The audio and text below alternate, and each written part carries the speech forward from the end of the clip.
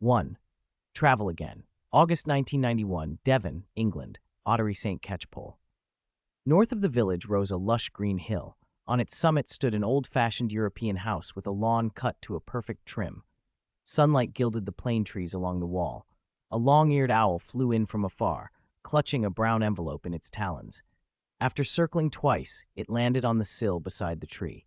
Tap, tap. The owl rapped the glass with its beak. The window opened to reveal a black-haired boy with natural curls. Handsome and neatly dressed, he gave an instantly likable impression. He took the parchment, sealed with red wax stamped Weasley, and smiled. "You flew over 2 hills just for this?" Matthew murmured, stroking the owl's head and offering a dried fish. Matthew's home was close to the burrow. Both lay near Ottery St. Catchpole. A black cat slunk forward on its belly, then leapt at the owl with a snatch. Startled, the owl flapped to escape, but the cat was yanked toward Matthew in midair. He caught it one-handed and tucked it under his arm. If this had been Charms, Professor Flitwick would have handed out 10 points for that silent bit of quick magic. "Don't be rude. We have a guest, Preserved Egg." He smoothed the cat's fur. Preserved Egg was a black cat with spirit cat blood. She could split like a spirit cat and was nearly as clever as a human child. "Meow."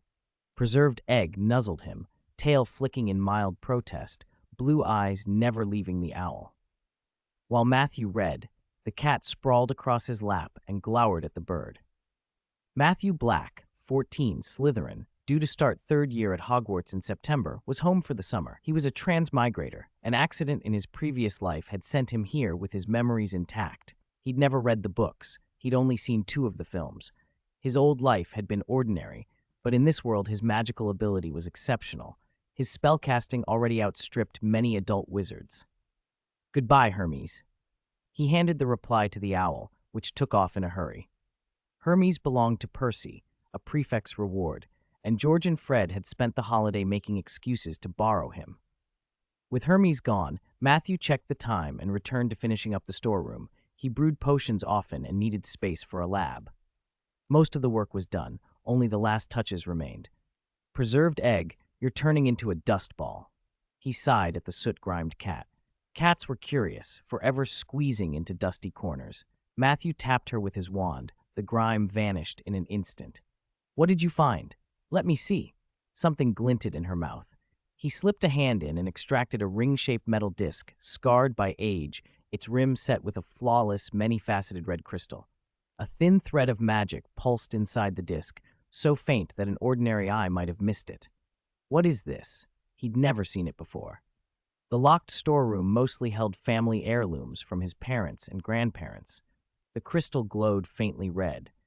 Matthew's expression changed. The disc was draining his magic. He cut the flow at once, but even without his input, the crystal flared brighter. He tried to throw it outside, but it clung to his palm as if glued. Crimson light flooded his vision.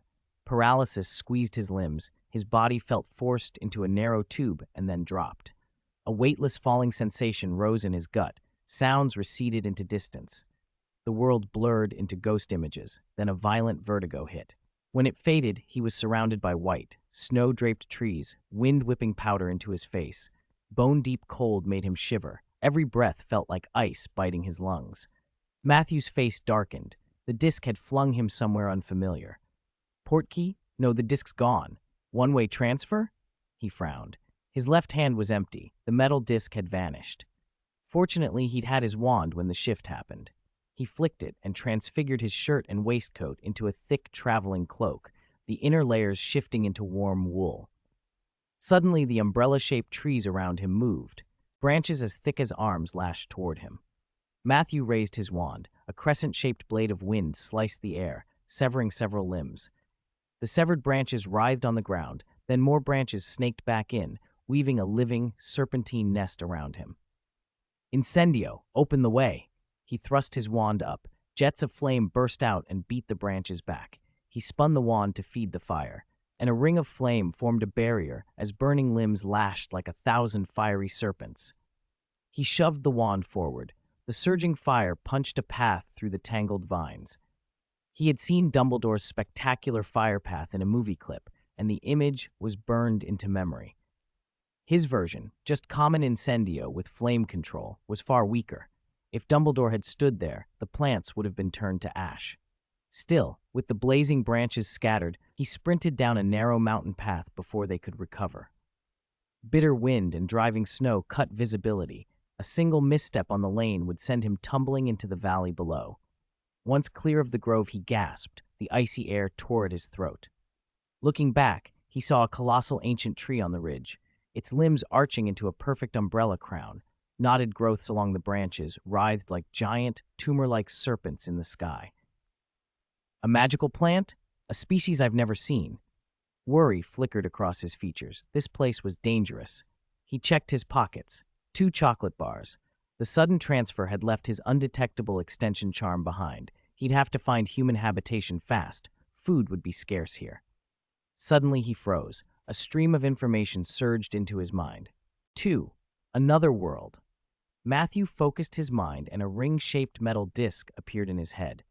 This was another world. The disc was the key to crossing into it. The red crystal embedded in the disc stored energy. Each crossing consumed that energy. It recharged automatically, and a full charge took 7 days. A round-trip crossing. After digesting the disc's information, Matthew exhaled in relief. He had already transmigrated once more than a decade ago. Now he had slipped into yet another world, this time with a return ticket. 7 days until I can go back, he thought, feeling the disc's dim glow. It was already dark. He needed shelter, and to explore the area tomorrow. Surviving a week in this frozen wasteland would not be easy. A faint howl drifted through the trees. Wolves? He grew alert, flicked his wand, and cast a disillusionment charm to hide himself. He moved forward a few minutes. The howls came closer, and something else approached, a pale blue light racing through the snow. Matthew climbed a thick tree and watched from concealment. The light resolved into a snow-white stag the size of a Hanoverian, its antlers gleaming like beacons through the dark forest, pulling a sled. Driving it was a broad-shouldered, red-haired man with deep-set eyes. His face was frantic as he urged the stag on. When the sled was 20 or 30 meters from Matthew, it struck a tree on the right.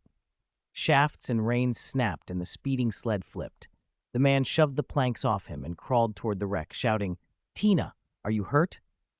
A red-haired girl scrambled from the collapsed canopy. "Papa, I'm all right." She was 7 or 8, shaken and in pain. Tears glimmered in her eyes, but she refused to cry. They were speaking ancient runes. Then more than a dozen huge wolves, bigger than calves, gray-blue with red, glowing eyes and fangs thicker than human fingers, surrounded them. Matthew stayed hidden and watched. The wolves lunged. The man drew a longsword and slashed at a leaping beast. The blade flashed cyan and half the wolf's head flew off, the carcass thudding into the snow. Pain shot through his left arm as a wolf sank its teeth into his forearm, and others pounced. A wolf had circled behind them and knocked Tina down, baring its fangs. The man roared and slashed. The wolf biting his arm lost its head, but the one beside Tina was about to bite down. "Tina!" he screamed, eyes wild with anguish. Pinned beneath a wolf, Tina snatched a plank from the wreckage and jammed it into the beast's jaws. The plank cracked and was about to splinter. Then it turned into a sharp blade that drove through the wolf's palate and shredded its brain. Tina stared, stunned, as the wolf collapsed beside her. Scattered sled wreckage sprouted into wrist-thick vines that wove around the dozen wolves and bound them fast. The wolves thrashed and snapped, but the vines only tightened. Then they became blades that sliced the wolves into pieces, their blood staining the snow. Matthew had acted. Without magic, these were only unusually strong beasts. Father and daughter gaped. Wolves that had threatened them were suddenly dead. "Tina, are you hurt?" the man whispered, hugging her, half relieved, half reproachful. Tina buried her head in his chest. "I'm fine, Papa, but you're bleeding."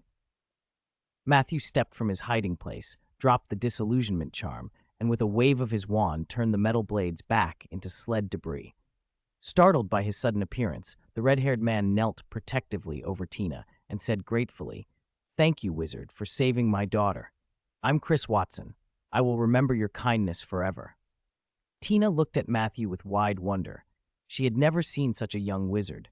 Matthew nodded, a faint blue light flickering in his eyes as he met Chris's gaze. "I'm a reclusive wizard, new to these parts. Where's the nearest town? Whitestone Town is close, Chris answered, still dazed. I'm the blacksmith of Gem Village, but the village is no longer safe. The animals nearby have grown savage and attack us. They look like these wolves, red eyes, huge bodies. I was taking my daughter to Whitestone Town. The guards there will protect us. You could come with us.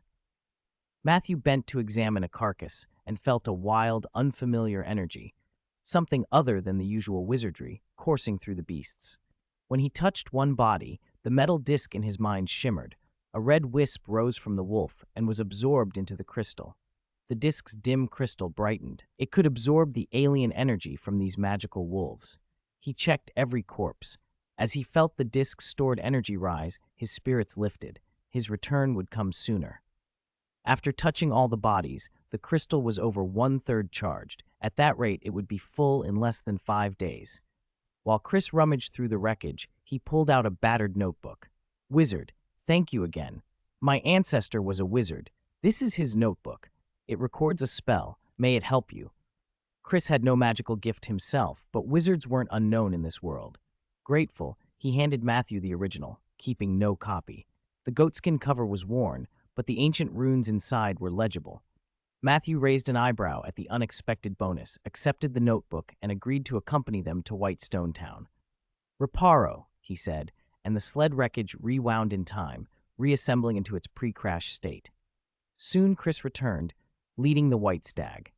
Luckily, the deer wasn't hurt and didn't run far, he said. Matthew smiled faintly. He had kept the stag from running off. He had immobilized it with a Petrificus totalis after the crash. 3. Chris and Tina, a sled cut across the snowy ground. Brother Matthew is amazing. He fixed the broken sled like it was new, the little girl squealed, shaping the sled with her small hands. Matthew smiled. When you turn 10, Tina, you'll be able to go to the Northland United Wizard Academy. During the journey, he had already learned a lot from Chris. The Northland United Wizard Academy had been founded by 18 organizations in the northern region. Those organizations picked promising wizard apprentices from the academy's graduates. The academy took in children of roughly 10 years old who showed a talent for magic and taught them the basics of the arcane, the simplest way to come into contact with magic in this world. Matthew felt a sting of regret. At 14, he had already missed the academy's enrollment age. If he wanted to enter one of those organizations, he would have to find another route. Chris, he asked the sled driver, besides the academy, are there other ways to join one of those organizations in the Northland? Chris kept the sled moving and turned his head.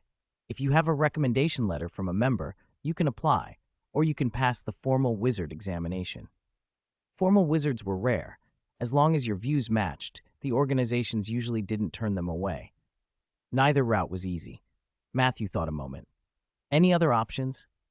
I'm new here. I don't have connections for a recommendation, and I haven't studied magic long enough to take that exam. Chris considered it.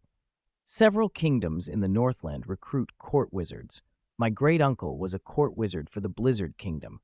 He's dead now, but he left a vacant house in Whitestone Town where we can stay.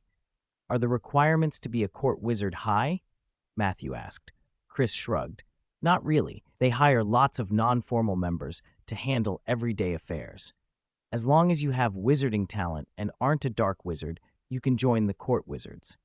To become a formal member, though, you'd have to pass a fairly difficult exam. Court wizards were tied to mundane duties and had less time for arcane study. Chris was only offering his own understanding. Matthew would have to talk to a real wizard to get the full picture. Suddenly, Matthew's face changed. The mist around them grew thick and weird. The forest fell silent. He could sense magic in the fog. As someone still new to this world, he didn't know whether that was natural, but the mist kept thickening and the magic within it stirred. It felt like thousands of ants crawling over his back. He turned abruptly and found a lifeless face pressed against him. A pale, hairless visage like a corpse, mouth slack, black pus dripping from its corners, eyes fixed on him with an unbearably sorrowful stare. Matthew's hand slid into his sleeve and produced his wand. "Defindo!" he cried. A sharp crack of air and a translucent arc of wind sliced across the dead face. The phantom's mouth stretched grotesquely toward its ears, More black pus trickled out, but the features stayed mournful. Then, as if smiling, the apparition dissolved into the mist. Matthew frowned. An illusion? Chris, hearing the commotion, glanced back and cursed. A phantom demon. A phantom demon? Matthew repeated. They're supposed to be creatures only from the winter forest, Chris said. Why are they here? He spat angrily. This road was safe when I came through a few months ago. The pass they were crossing led to the winter forest, a sparsely populated, creature-filled wilderness. The winter forest was supposed to be sealed off by a ring of dragon-serpent trees. Those trees fed on magic, so generally creatures inside couldn't get out. Matthew remembered the strange forest he'd seen earlier and asked, "How much do you know about phantom demons?" Chris kept the sled going, glancing back. Not much. Phantom demons are mostly a tale we use to frighten kids, but my great-uncle kept a magical creature guide in his study. It said phantom demons are masters of illusion magic. They use illusions to confuse and toy with prey and can shift their bodies into a spirit-like state, so normal attacks often pass through them. Their home is the winter forest. Silence pressed in around them. The mist-shrouded treetops looked like fanged, clawed beasts looming over the sled. Tina covered her mouth with both hands and stared at the trees as if afraid a sound would summon something. She'd grown up with the legends that disobedient children would attract phantom demons. "Salvio Hexia," Matthew intoned. "Protego." He spun 2 protective charms around the sled, wrapping it in invisible wards. But without a steady supply of magic, such shields couldn't stop strong attacks. They were more like warnings. Something vibrated against the barrier, but when he looked there was nothing. Revelio. A ripple of transparency swept the air, and 2 deathly pale phantom demons materialized outside the wards. Matthew tried another spell. Petrificus Totalis. Blue light passed through one of the phantoms, but it didn't take.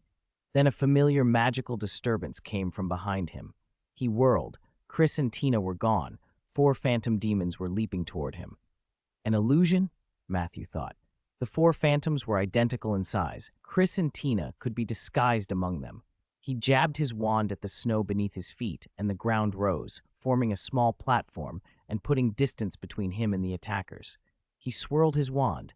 Muggle-repelling charm. The charm worked immediately. 2 of the phantoms halted and turned away. Matthew focused, identified the 2 that were actually the phantom demons masquerading as people, and cast without hesitation. Avada Kedavra! 2 green beams streaked out, striking 2 of the phantoms. Phantom demons, like other magical beings, were vulnerable to attacks aimed at the soul. They could not withstand the killing curse. The surrounding mist collapsed like a popped bubble, leaving 2 phantoms lying dead in the snow. Matthew rubbed his temples. The fight had been brief, but using the killing curse demanded immense emotion. Casting it twice in a row left him mentally drained. The roadside forest was no longer completely still. Leaves rustled as wind moved through the underbrush. Chris and Tina, who had not gotten far, blinked and came back from the illusion. Chris hugged Tina tight, shaking. "If not for you, Lord Matthew, they would have toyed with us to death," he said with gratitude. Matthew nodded and looked toward the ridge. "How much farther to White Stone Town?" "Not far," Chris said. "Past this slope in 2 turns, we'll be there." Matthew bent to inspect the fallen phantoms. The illusionary magic he'd just encountered was his first real experience with magical creatures in this world. Curious, he bundled 1 corpse in snow and packed it. Once a phantom demon died, it could be touched. He pressed his hand to the corpse, and the crystal he carried in his mind, the small gem that let him traverse worlds, twinkled faintly. A surge of red light flowed out of the corpse and was drawn into the crystal. He felt the crystal's energy swell. It was full, brimming. From now on, he could return to his original world whenever he wanted. 4. Runeven magic. Matthew returned, and this time the crossing had been smooth, none of the discomfort he'd felt before. The crystal set in the device had dimmed almost completely. The energy stored in it was exhausted. He chose to travel back to his original world before reaching White Stone Town. This trip had been rushed, so he had only brought his wand, planning to make proper preparations before contacting anyone in the other world. He flicked his wand and transformed his heavy cloak and travel-worn clothes back into their originals. He had also brought back the package containing the demiguy's corpse. Preserved egg was still curled up where he had left it. Preserved egg. Matthew picked up the creature and ran his fingers through its fur. Blue light flickered in his eyes as he used legilimency on it. From Preserved Egg's memories, he saw the device in Matthew's hand vanish in an instant, while the person holding it stayed where he was. It seemed that after Matthew traveled to that other world, time here had not advanced at all. Setting Preserved Egg down, Matthew took out the notebook Chris had given him. In it was recorded an ancient rune spell called Lightning Bolt. The spell fired a beam of lightning at a target. Its power depended on the user's magical energy. But the magical theory of this world differed from what Matthew had learned at Hogwarts. At Hogwarts, they used emotion and will to drive magic. Belief and focus had a major effect on a spell's power, and shaky conviction caused a spell to fail. Here, the other world's magic required first constructing a spell model, then injecting magical energy, and finally using the model to release that energy in a particular form. The basic units for constructing the model were ancient runes characters condensed out of magical energy. The spell model was like an engine, the rune characters the parts that made the engine run, and magical energy the fuel. By shaping the model, the energy could be converted into different kinds of output. This was the principle of runic magic.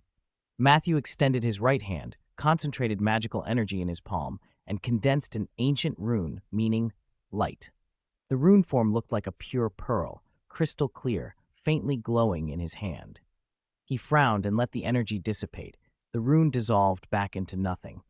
It had taken him a dozen seconds to condense that single rune. With practice, he might reduce it to 10 seconds. But a lightning bolt required 32 rune characters. Simply condensing 32 runes with magical energy would take several minutes, even 10 or more, a process far too slow for most spellcasters in this world. Maybe there was some way to speed up condensation. As he flipped through the lightning bolt section, Matthew's expression changed. The handwriting on the notebook's last page was blurred. He drew his wand and pointed the tip at the page. Reparo. The blurred script resolved as if time itself ran backward, returning to its original clarity. There was only one sentence. I walked in the dim woodland, heard the sound of drums, and saw the panel of shadows. Panel of shadows? He muttered. The line was cryptic. Matthew frowned, unable to glean any useful meaning from it. With that unresolved, he closed the notebook, left the utility room, and went to the study door. He knocked and called, "Good afternoon, grandfather." "Matthew, this is nap time." A lazy voice floated from the portrait on the wall. In the frame sat a kindly old man, Alfred Black, Matthew's grandfather. Alfred had died before Matthew was born, but his portrait had overseen Matthew's earliest education. Before he passed, Alfred had recorded all the knowledge from his life into the portrait. Matthew had learned ancient runes from Alfred's tutelage. Alfred had been a celebrated scholar of runes in his day. "I don't recall you being one for naps," Matthew replied. Alfred Black reached for a bottle of red wine from the cabinet painted into the portrait. "I did when I was alive." "Is grandmother visiting again?" Matthew asked. Alfred removed the cork, brought the bottle to his nose, and fanned it as if savoring the scent. "You know Lena. She likes to travel and leaves portraits in many places." Matthew nodded. "Grandfather, I want to show you something." He extended his hand and condensed an ancient rune with his magic. Alfred idly swirled the wine in his glass. "As for practical applications of ancient runes, I believe I explained them thoroughly in my collection of magic symbols." "I've read Collection of Magic Symbols," Matthew said, "but I've discovered that runic script seems to have deeper applications."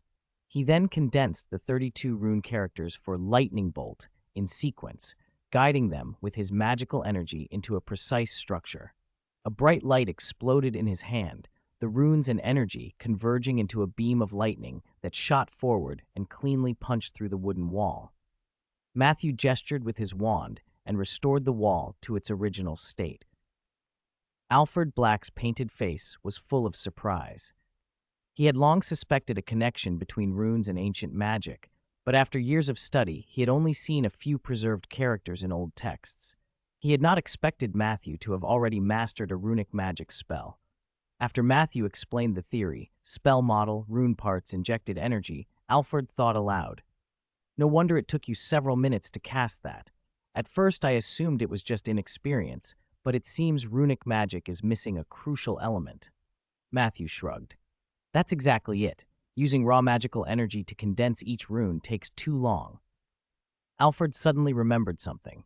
He took a sip of wine and uncertainly said, I once read in a manuscript by Salazar Slytherin that meditation is the key to runic script. Meditation is the key? Matthew repeated in surprise. Alfred went on. I don't know what he meant either. The manuscript only listed definitions for certain rune characters. When I compiled the phonetic table of magic, I quoted some of that manuscript. The manuscript should still be in the Hogwarts library, Matthew said. Maybe I can look it up. He made a note to search for it. At that moment, a clear, ethereal voice called from outside the window. Matthew, are you there? He leaned out and saw a girl below, waving. Her hair was a dark golden brown, and she smiled at him. Luna! Wait a moment, Matthew shouted. Alfred Black winked conspiratorially. Don't keep a lady waiting too long. That's not the behavior of a gentleman. Matthew rolled his eyes. We're still children. 5. Green plum. The outdoor breeze carried the smell of sun and wild grass. Under the sycamore tree, a girl sat with messy, waist-length hair, the color of dark gold brown. Her eyebrows were pale, her eyes light. She wore dirigible plum earrings and a necklace strung with butterbeer corks. How did you know I was in the study? The front door and my room are the other way, Matthew called up to her from below the window. I saw a rackspurt fly into that room, so I guessed you'd be there. The girl's voice was airy, almost as if she were singing. Rackspurt? Luna said dreamily. Rackspurts. They're invisible. They fly into your ears and muddle your brain. Matthew, the Thunderbird egg you gave me is about to hatch. She suddenly remembered why she'd come out here. Luna opened the cardboard box she'd been holding and revealed a pure golden Thunderbird egg. The shell was webbed with cracks, and through them the glint of feathers could be seen. Matthew leaned forward, intrigued. This is incredible. He had found the egg on a dark wizard and given it to Luna for her birthday. They had tried everything they could think of for more than 6 months, but nothing had coaxed it open. Luna beamed. I wrote to Grandpa Newt, and he told me to rub sunflower pollen on it every day. If I do that for 3 weeks, it should hatch. Newt Scamander? The magizoologist who wrote Fantastic Beasts? Matthew asked in surprise. Luna nodded. Grandpa Newt used to have pieces in the Quibbler. I asked Dad for his contact details and sent him dirigible plum earrings. Just then, the box started to thump. The cracks widened rapidly, and something inside thrashed and peeped. A second later, an eagle-like beak pecked through, and a tiny Thunderbird squeezed free. Luna clapped her hands, delighted. We should build its home up there, she said, pointing to the sycamore by the wall. Matthew hesitated. Why build a nest here? I'm starting school next week, and I won't be able to look after it. Luna tilted her head, smiled, and said, I think it'll like it here. I can come see it every day. Matthew looked into her pale eyes, the irises set within the faint crescents that always framed them, and quietly said, Okay. The next morning, near Westminster, Charing Cross Road, with a soft pop of displaced air, Matthew apparated to the entrance of the leaky cauldron. No one in the street seemed to notice. Inside, the pub was musty and dim, the chatter pausing for a beat as he stepped through the doorway. Old Tom was polishing glasses behind the bar and waved when he saw him. Hey, Black, you're here. Fancy a drink, he called. Matthew smiled and nodded. A butterbeer. Old Tom poured and slid the drink across. This one's on me. Thanks for the scab healing potion. Then, lowering his voice as he glanced around, Old Tom leaned in and whispered, Someone's after you. He went back to his work as if he hadn't said a thing. Matthew frowned, but kept his expression even. Someone after him? He ran through a list of enemies. There were more than he liked. He was a Black by blood, though his branch of the family had been disowned. After being sorted into Slytherin, trouble had followed. Many in his house were descended from Death Eaters, and both his parents had been killed by them. That left school life brittle. Extortion, isolation, bullying. Fortunately, Matthew had aptitude. While others were content with pranks, he'd mastered spells on both offense and defense. By the end of his first year, he'd put an end to the worst of it. By the second year, few dared to bother him. Strength commanded respect in Slytherin, and after he made himself known, he picked up followers of his own. He drained the butterbeer and slipped out through the back into the small courtyard. There was only a bin and some weeds. Making sure no one watched, he drew a small, dark green phial and tilted it to his lips. The potion burned into his mouth and down his throat, a nauseating, acrid churn spreading through him. His face went tight with the taste, and then something shifted beneath his skin. His features began to rearrange, nose, eyes, mouth, ears, until his face looked wrong and unfamiliar. Bones creaked and reshaped, and a series of odd, wrenching noises left his body. Moments later, Matthew was wearing the face of a gaunt, red-haired man with sinister eyes. He tested a few expressions until the foreign face felt natural. Pulling out his wand, he first transfigured his clothes into a fitted black wizarding robe, then tapped a particular brick above the bin twice. The brick vibrated, and the surrounding stones settled, opening into a broad archway that led to a winding, seemingly endless cobbled street. Beyond lay Diagon Alley, bustling with figures and shopfronts displaying the oddest of wares. Jars of bright alchemical mixtures, strips of fur, bits of unknown anatomy, and even eyes the size of fists. Matthew walked the alley for a while before turning into Nocturne Alley. He needed to sell a batch of potions. Though next to Diagon Alley, Nocturne was a different world. Dark, damp, reeking faintly sour. Moss crawled up the corners of the walls, plaster flaked away, and patches of drainage showed on the ground. The wizards who lingered there had a dangerous edge to them. In a shadowed corner, a stout, bearded wizard was squatting on his heels. When he caught sight of Matthew, his face brightened. He rose, his short legs wobbling, glanced about to make sure they weren't being watched, and murmured, "I've been waiting ages. Thought you weren't coming. You got all the goods?" 6. Trouble disguised. Matthew's eyes were cold and dangerous. Expressionless, he produced 20 vials of purple liquid from an undetectable extension charm pocket and said, 20 vials of stupefying potion. You can inspect the goods." The short, fat wizard rubbed his hands together and grinned. "This isn't our first trade. I trust you, Gelman." After checking the potions, the man uncorked one and sniffed, a satisfied look spreading across his face. He pulled a bag of galleons from his robes and handed it to Matthew. Settled. Mundungus Fletcher had bought stupefying potions from Matthew before. He liked to knock people out before making his moves. Just as Matthew finished counting the coins, 6 figures in black robes slipped out of the shadows and surrounded them, forming a semicircle. They eyed the galleons greedily, but the one-eyed man leading them leveled his wand at Mundungus. "Mundungus, I've finally cornered you," he barked. Mundungus went pale and trembled. He spun to flee, but the secluded corner he had chosen to avoid prying eyes was a trap. Cornered, he tried to ingratiate himself. "Raynor, I don't recall ever offending you. We were even drinking together last time," the one-eyed man sneered. "Don't remember? Then let me help you recall. Crucio." Mundungus howled as if his body were being rent by 1,000 knives. He curled and writhed on the cobbles, his head aching as if it might burst. The one-eyed wizard pressed the curse again and again. "Starting to remember now? Crucio." A bolt of red light struck Mundungus, and the pain stole his thoughts. The one-eyed man watched with a cruel smile. "Mundungus bought his stupefying potions from you, didn't he? We saw the deal. He stole from me last time, so you'll compensate me." He turned his wand toward Matthew. With a casual flick, he let his own wand slide from a hidden sleeve into his hand and said in a low voice, "What he does with the potions is none of my business. Our transaction is already finished." Seeing the wand, the leader's eyes glittered with greed. "There are 6 of us. If you don't want to taste the Crucio, hand over the galleons." Matthew's face did not change. The leader, losing patience, spat the spell. "Crucio!" Matthew reacted instantly. He flicked his wand and sent a levitation charm at the most conspicuous of their number, a bald, bulky wizard, snatching him out of the circle and into the path of the red beam. The bald man screamed, again convulsed by the curse, and Matthew flicked him forward. The levitated wizard slammed into Raynor, toppling him. Raynor hit the ground, dazed and pinned by the weight. "Damn it!" The remaining 4 snarled, drawing their wands. Spells streaked toward Matthew. He transformed the floor tiles before him into a massive boulder, which absorbed and blocked the incoming magic. Then the boulder rose, shattered into a storm of stones, and rained down on the four attackers. They threw up shield charms, but the impacts kicked dust into the air, and chaos erupted in the narrow alley. Matthew didn't stop.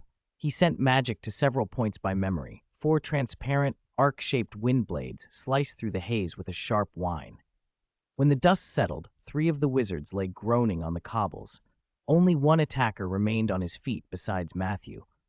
Matthew walked toward the last standing man without expression. With each step, his wand flicked out a bolt of blue light that struck the fallen wizards. The remaining man's hands shook uncontrollably as he gripped his wand. He tried repeatedly to bring it to bear, his voice trembling. "Don't come any closer," a blue flash answered him. The man crumpled. For a moment, Matthew was the only wizard left standing in that corner of Nocturne Alley. But Rayner, who had been the first to fall, had not stayed down. He had dragged himself into a half-sitting position and, propped on one elbow, raised his wand. "Avada Kedavra," he yelled. Matthew hadn't relaxed his guard. He rolled to the left as the green beam screamed past his right shoulder and reflexively fired back. A transparent wind blade arced across Rayner's neck. He fell silent instantly. "So poor," Matthew muttered, and the fight was over. He searched the bodies.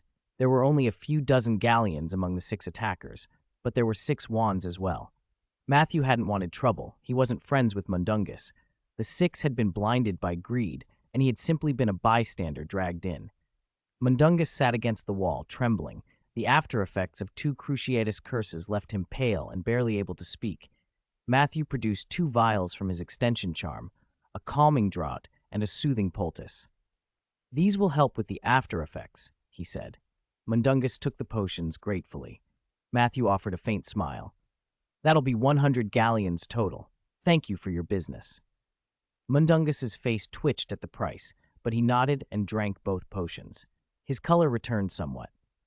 After a moment's rest, he searched his pockets and came up short, only about 50 galleons. He pulled out a small wooden music box on a square base. "This music box is damaged, but it can interfere with a wizard's magical flow a little. Can this cover the other 50? Matthew took it and inspected it.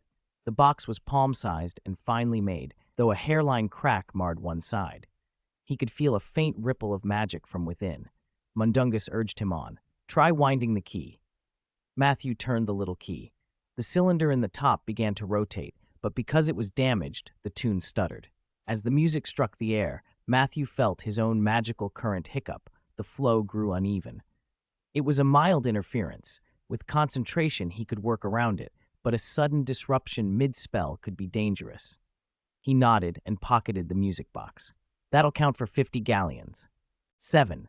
The Hogwarts Express, London, King's Cross Station, Platform 9, 3 course. A deep red steam engine sat alongside the platform, a sign on its side reading Hogwarts Express, 11 o'clock. It was the first day back at Hogwarts, and the station buzzed with activity. For most young witches and wizards, this train was the only way to get there. Owls fluttered over the heads of the crowd, and cats slipped between the travelers' legs. Matthew felt a tug of nostalgia. He had taken this train in his past life as well. He remembered his first trip, unable to buy a proper seat and enduring a dozen miserable hours. Now, as the first carriages filled, he found an empty compartment toward the back, carrying preserved egg in his arms. The cat wriggled impatiently. "The train's leaving soon. Don't get off, preserved egg," Matthew warned. "Meow." Preserved egg answered and leapt from his lap into the compartment to peer out of the window. Watching the crowd pass by, the cat didn't recognize anyone and soon padded over to Matthew's bag to extract a copy of The Quibbler. Luna had mentioned she'd published something this issue. After a few moments of searching, he found her piece in the bottom right corner of the second page, accompanied by a striking moving photograph of someone feeding a baby thunderbird. The article was a straightforward account of feeding the bird earthworms. Matthew frowned. Publishing details about a thunderbird like that could draw the attention of the Department for the Regulation and Control of Magical Creatures. Still, Luna knew Newt Scamander, so the article might be her way of opening a channel to him. He hadn't thought much further when 2 red-headed twins strode by the compartment door. "Hey, "Fred, look who this is," one sang. Matthew looked up to find George performing a ridiculous little dance, his body twisted and both hands pointed at Fred. Fred clutched his head with one hand and his stomach with the other, hunched over. "Who is it?" he asked theatrically. George swung his hands between his legs and continued, "The new king of Slytherin." Fred crouched slightly, pointed two fingers at Matthew, and hopped backward, shouting, "Matthew Black!" Heat rose to Matthew's face. He felt like he could sink through the floor out of embarrassment. "What are you two doing now? Stop giving me ridiculous nicknames." "You don't know." Fred looked surprised. "We didn't come up with it." "I heard it from Percy," George said. "He says you're pretty well known among the older years, too." Matthew's frown deepened. The nickname was basically a joke at his expense, and the fact that it had started with the upperclassmen meant someone was stirring things up. A few days earlier at the Leaky Cauldron, he'd overheard old Tom mention that someone was watching him. Yet Matthew wasn't worried. He'd been careful.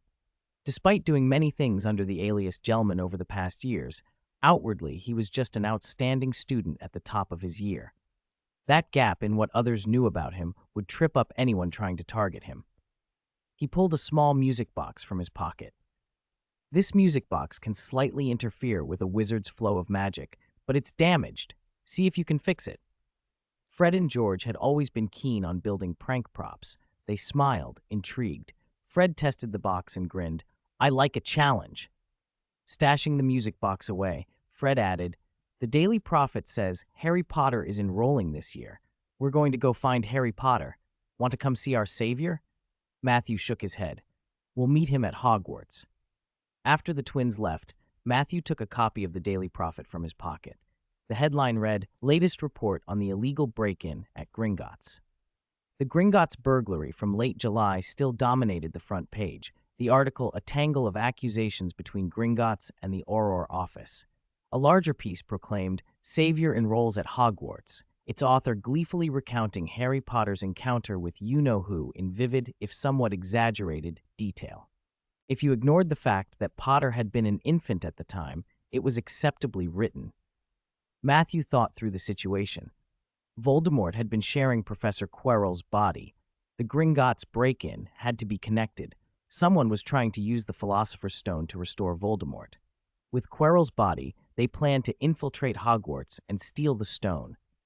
Matthew didn't plan to get involved. He had faith the Savior would handle things. He could feel the crystal on the ring-shaped device in his pocket humming, nearly full of energy. It wouldn't be long before he could travel to that other world again. Exploring that world remained his main purpose. "So you're here, Matthew." A brown-haired boy with bright eyes stood in the doorway and sat opposite him. "Ha, Jerry." Jerry Abbott, a Slytherin in the same year and one of Matthew's roommates, grinned as he settled in. Matthew put down the newspaper. "Just you? Aren't you and Geralt from Godric's Hollow together? Why didn't he come with you?" "Geralt?" Jerry rolled his eyes. "He came to the platform with me, but he said he was going to find his new girlfriend and told me to come find you myself." Geralt Bohan, Matthew's other roommate, lived up to his name and reputation. His list of ex-girlfriends probably exceeded the number of spells known to most first years. Matthew fished 2 bottles of soda from his pocket and handed one to Jerry. Jerry took a long swig and sighed.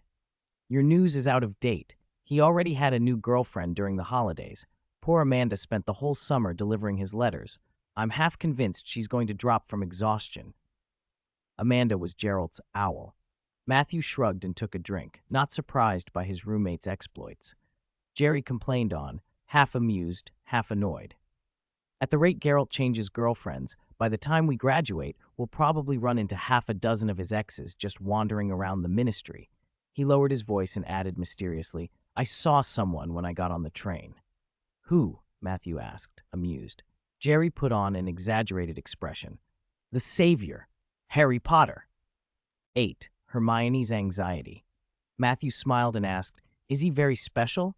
Jerry's face fell. "Very ordinary. If I hadn't overheard the Weasleys, I wouldn't even have known he was Harry Potter. He doesn't look like a savior at all." "You know, he's the one who defeated," Jerry hesitated, "defeated you-know-who. Maybe that was his parents' doing." Matthew took a sandwich from his pocket. Want one? I still have more. Jerry accepted the sandwich, a little surprised. That's the first time I've heard that perspective. Matthew chewed and said, "The night you-know-who disappeared, Harry's parents were there too. The Potters were killed by you-know-who that night." Jerry's interest perked up, as if he'd stumbled onto a secret. You-know-who vanished after that night. Come to think of it, it's possible he and whoever died together. That seems more likely than a newborn becoming some kind of savior. But why does everyone think Harry Potter is the savior? Who knows? Maybe people back then needed someone living to believe in.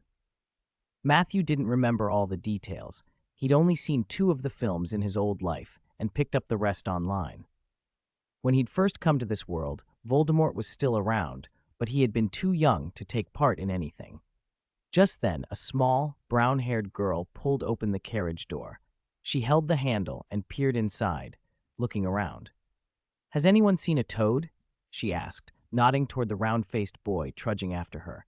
"Neville's lost a toad." Both Matthew and Jerry shook their heads. Seeing Neville on the verge of tears, Matthew tried to reassure him. "Don't worry, a toad will find its way back to its owner."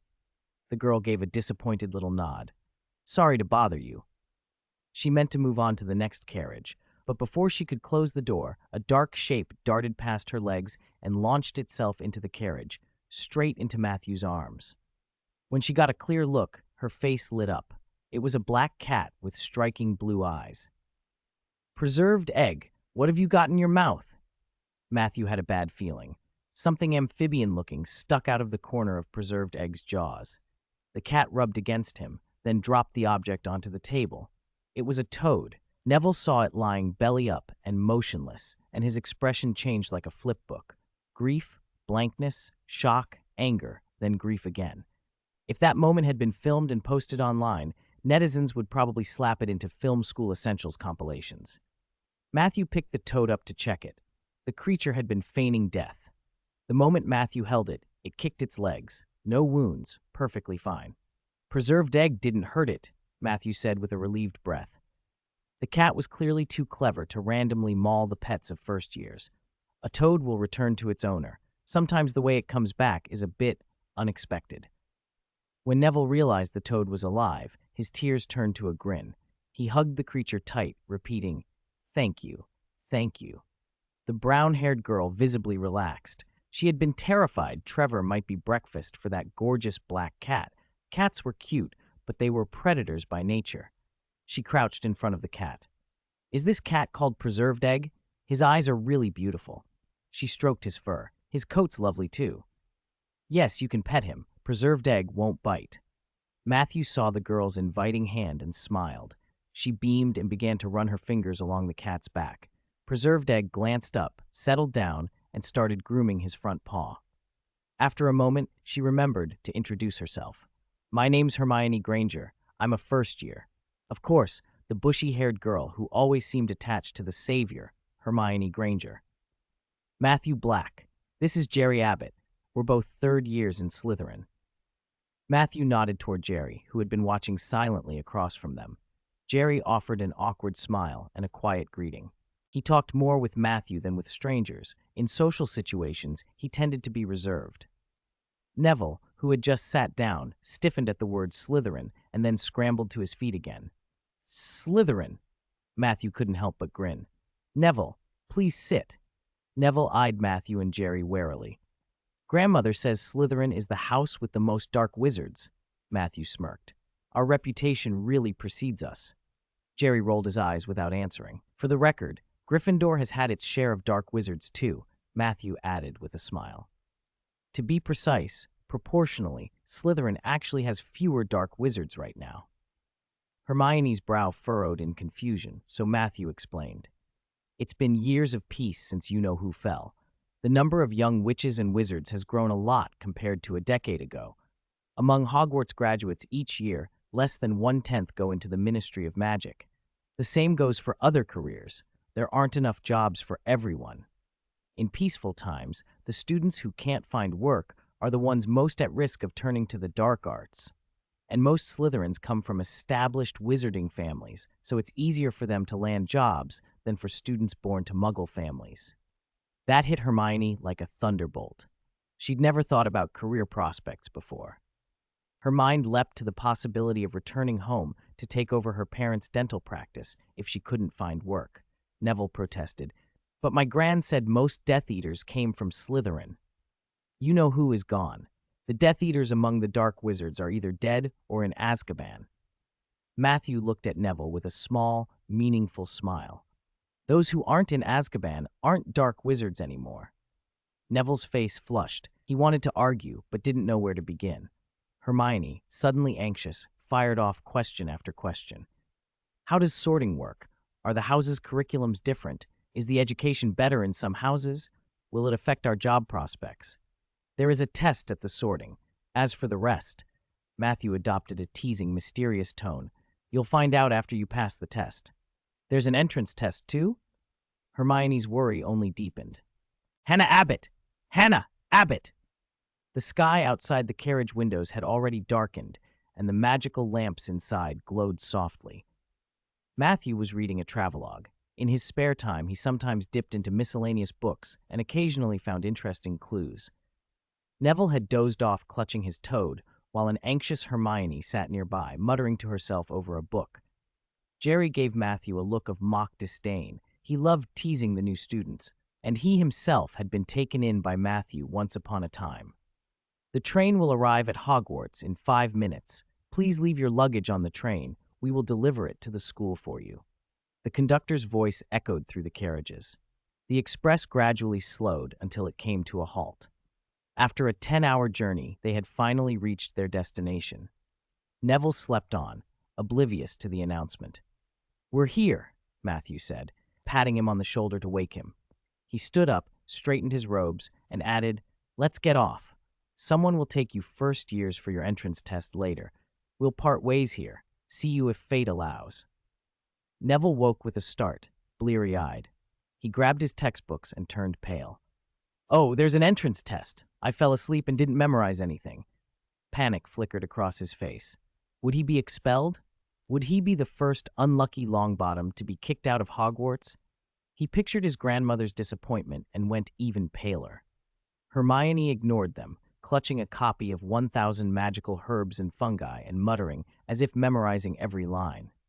Matthew smiled faintly. He hadn't lied. There was an entrance test, but it wasn't what Neville feared. It was simply the sorting ceremony. You only had to put on the sorting hat to complete it. Matthew and Jerry were the first to step off the train. They walked along the platform toward the row of enchanted carriages when a loud voice called from nearby, "First years! First years over here!" The man was enormous. The freshman barely reached his thighs. He carried a lamp that swung as he walked. Rubus Hagrid, keeper of keys and grounds, loomed over them. Jerry picked a carriage and wrinkled his nose. "Doesn't anyone clean these? Half of them are moldy." He flicked his wand and the carriage gleamed clean. Matthew spotted a blonde boy approaching. "Yo, Geralt, aren't you supposed to be with your girlfriend?" Jerry said. Geralt scratched his head awkwardly. "Pansy's a first year too. She has to go through the sorting." The name clicked for Matthew. "Pansy Parkinson, Draco Malfoy's little girlfriend." Jerry grinned. "You won't even let go of someone who hasn't even enrolled yet. Your taste is broad." They settled into a carriage and it swayed as it moved. Geralt rattled on about his busy summer. The carriage stopped at the castle steps. Geralt, sitting on the outside, jumped down first, muttering, "I'm starving, but there's still the sorting to go through." Pansy had eaten all the snacks he'd brought. Matthew produced 3 sandwiches. "I still have some sandwiches," he offered, passing them to Jerry and Geralt. "Oh, Matthew, still as reliable as ever," Geralt said, swallowing whole mouthfuls. They walked toward the great hall, chewing. Jerry laughed. "What family's your new girlfriend from? What if she gets sorted into Gryffindor?" Geralt jammed the last half of his sandwich into his mouth. "Parkinson. I've dated Gryffindor girls before. She's a Slytherin. There's no way she'll go anywhere else." Jerry snorted. "I remember when you and that Gryffindor ex of yours broke up, she poured ink all over your head." Geralt swallowed and beamed. "I was naive then. A shrewd Slytherin doesn't make the same mistake twice." Inside the great hall, they took seats in the middle of the Slytherin table. Gerald immediately began greeting nearby girls and chatting away. Matthew glanced at the staff table on the raised platform and met the eyes of an old man with a white beard. Behind half-moon spectacles, his eyes were bright. The blue of his irises seemed to sparkle. When Dumbledore looked directly at Matthew, he offered a kind smile. Matthew returned it. A moment later, Dumbledore turned and spoke to Professor Snape with an imperious calm. Matthew felt inexplicably noticed. He had no idea why Dumbledore's gaze had lingered on him. He was merely an excellent student, top of his year. Slytherin had its share of pure-blood supremacists and its share of half-bloods like him, and conflicts were common. A stir at the entrance drew attention as Professor McGonagall led the first years in. The new students looked anxious, unsure what awaited them. Professor Quirrell hurried in a moment later, late and wrapped in his turban. Matthew's eyes flicked to it. He knew, of course, that Lord Voldemort was attached to the back of Quirrell's head. The turban hid that secret. Quirrell sat as far from Dumbledore as he could. Professor McGonagall set a four-legged stool before the gathered first-years and placed a frayed wizard's hat on it. The sorting hat had been filthy for years, until it had met Matthew. He had once used aguamenti to wash it. At the time, the hat had shrieked, "Azkaban! Azkaban! You should be sorted into Azkaban!" The hall fell silent, and the sorting hat launched into a new song it had been composing for the past year. Jerry nudged Matthew and pointed toward the first years. "Look, the one with the scar is Harry Potter." Harry walked in with Ron. Hermione and Neville were not with them. Because of Matthew's interference earlier, they didn't know each other yet. Matthew wondered what changes that would bring, whether the familiar main trio would be broken up. When the sorting hat finished, Professor McGonagall stepped forward, parchment in hand. "When I call your name, you will put on the hat and sit on the stool to be sorted." She scanned the list and then called, "Hannah Abbott, Abbott." 10. Meditation. It was 3 in the morning in the dormitory at the bottom of the lake. Jerry and Gerald were sleeping soundly. The three of them had been in high spirits the night before, talking late into the night after the sorting ceremony. The result had been no surprise. The savior they'd argued about all evening had ended up in Gryffindor, and Hermione and Neville had not lost whatever stubborn bravery Matthew's meddling might have threatened. Matthew woke easily. He had taken a sleeping potion before bed. Professor Snape's improved version worked well, and 2 hours of sleep was enough to restore his energy. Matthew's father had been Snape's senior at school, and the two had been close back then. When Snape discovered Matthew's aptitude for potions, he often had him assist after class. Matthew glanced out the window. It was a moonless night. The bottom of the lake outside was dark and silent. Preserved Egg was curled up by the window, probably dreaming of the Black Lake's fish. He felt the disc in his mind. The crystal's energy was full. He concentrated, and the disc spun rapidly. A moment later, he was back in the snow. Chris and Tina were exactly where he had left them. "Lord Matthew." Chris stared at him, surprise written across his face. "How did your clothes change like that?" Tina, just climbing onto the sleigh, looked over with the same curiosity. Matthew drew his wand and muttered a quick transfiguration, changing his cloak back to the fur-lined style he had worn before and altering his inner garments to match what Chris would remember. He let a sliver of legitimacy brush Chris's mind, wanting to see how his departure and return had looked from another person's perspective. From Chris's point of view, Matthew hadn't moved at all. One instant he was there. The next, his cloak and clothes had simply shifted into the Hogwarts robes. Time here hadn't seemed to pass when Matthew returned. He had been unsure whether traveling between the worlds would create a temporal discrepancy. Before he left, he'd told Chris to go on and that he would take care of getting to Whitestone Town himself. Obliviate. Matthew erased Chris's and Tina's memories of the last few minutes. Chris blinked and, as if nothing had happened, climbed into the driver's seat and took the reins. "Get on, Lord Matthew. We'll reach Whitestone Town by tonight. You won't have to sleep out in the wild," Chris said. He was a skilled blacksmith and had modified the sleigh's heater himself. An hour later, the silhouette of Whitestone Town appeared. The town's gate was closed. A waist-high wooden fence blocked the entrance, and a small guard tower stood a little higher than the surrounding houses. Chris reined in the sleigh and called up to the tower. "Anyone there? Open up." He pulled a wineskin from the drawer beside the heater and took a sip of hot wine to warm his hands. A hooded head poked out of the tower, glanced at the sleigh, then retreated. Moments later, a man came down the tower's stairs, rubbing his arms and yawning. "Chris, it's freezing. What brings you here?" The man crossed his arms. His name was Jack. He was the town's night watchman, and Chris knew had bought weapons from him before. "It's you, Jack. Jimmu Village has been restless lately, animals getting aggressive and attacking. My granduncle left a house here in Whitestone Town. I'm bringing Tina and moving in." Chris climbed down and stepped forward. Jack brightened. "You're moving here? Good. I won't have to ride out to Jimmu Village to get my blades fixed. You should have moved sooner." He pulled the fence open. "Nothing's wrong with the town. That lazy Paul is still asleep in the tower." Jack's hands were freezing. He had forgotten his gloves and just wanted to go back to the warmth of the fire. Chris led the white deer through the gate and into town. The houses were medieval European in style, brick and stone, and the streets were quiet at night. The tavern near the entrance was the liveliest spot. Its noise carried down the lane. Soon they stopped in front of a modest, weathered house whose gray-white brick bore the patina of age. "Before he passed, my granduncle mostly lived in the royal capital. He didn't come here often. I only drop by now and then to clean," Chris said, producing a key. "Lord Matthew, you can go up to the study if you like.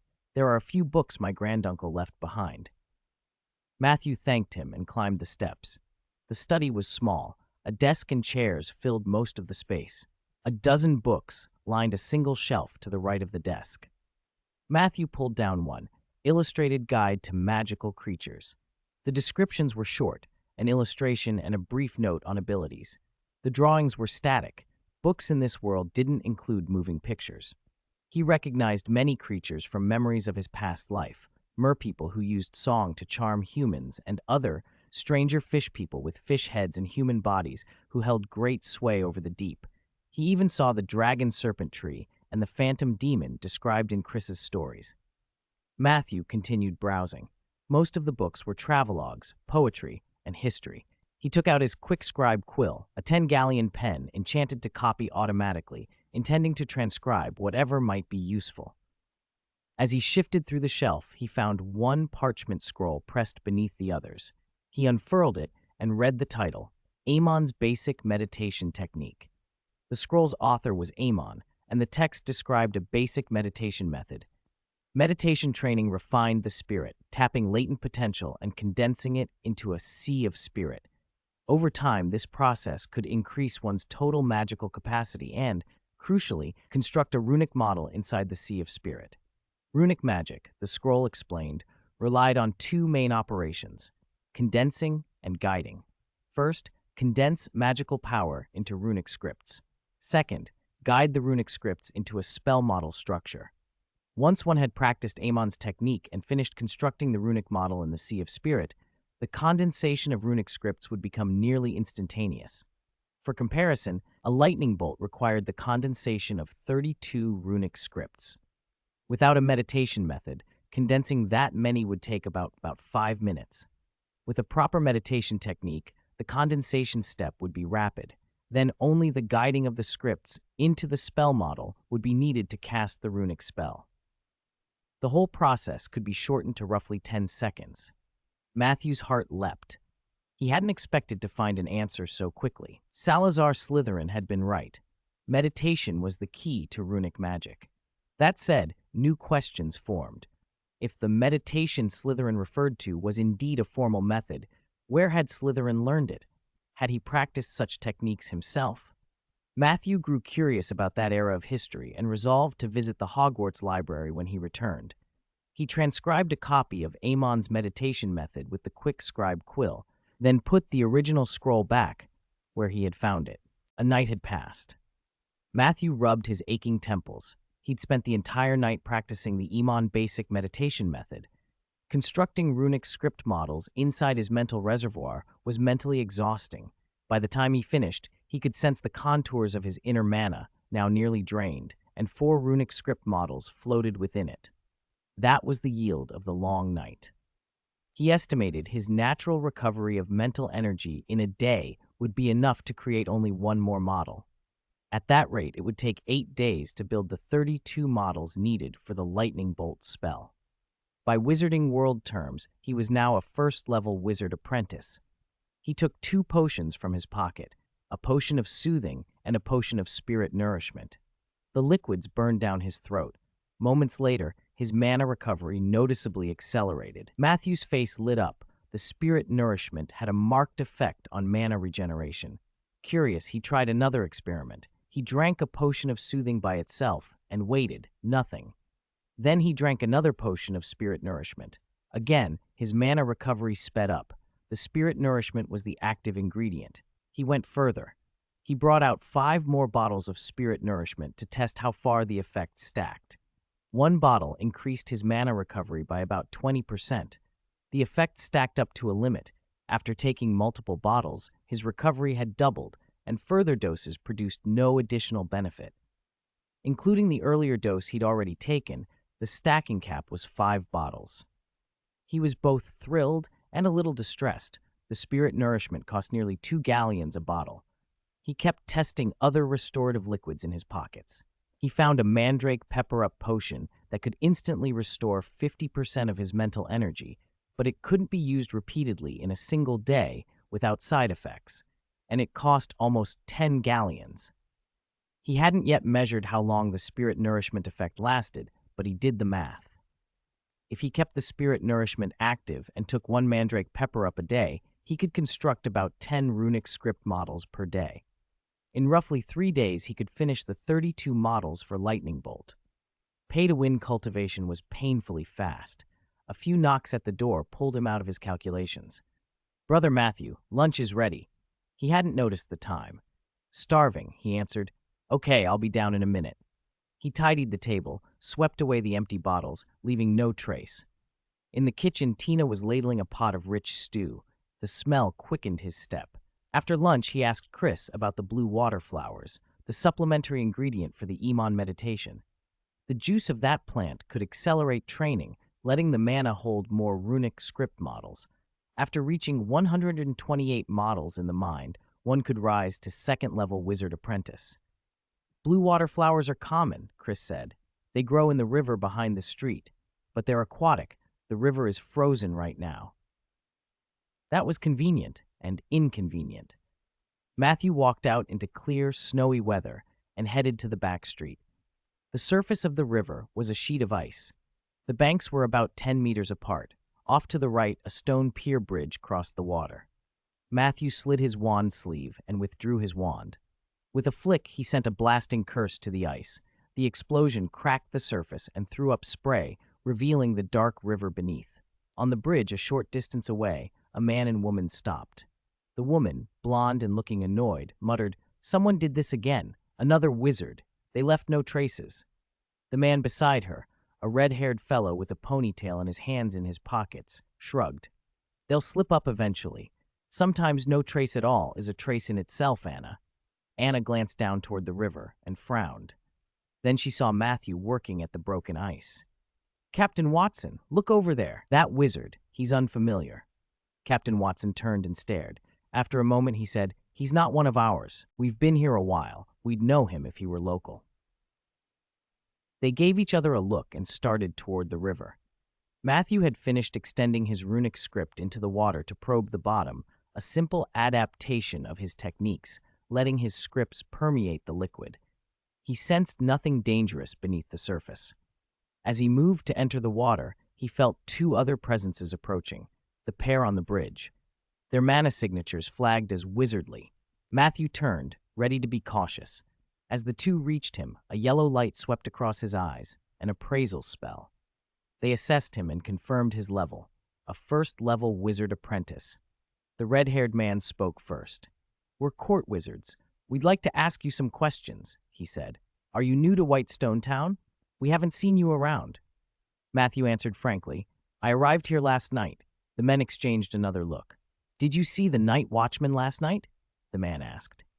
Matthew remembered the watchman with the headscarf who'd said he might stop at the tavern. "I saw one," Matthew replied. "Another didn't come out of the tower."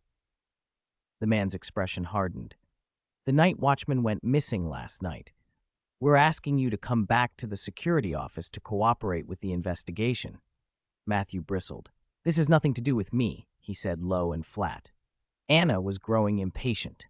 The timing was suspicious. This newcomer had appeared right after the night watchman vanished, and Matthew's low level made him easy to handle.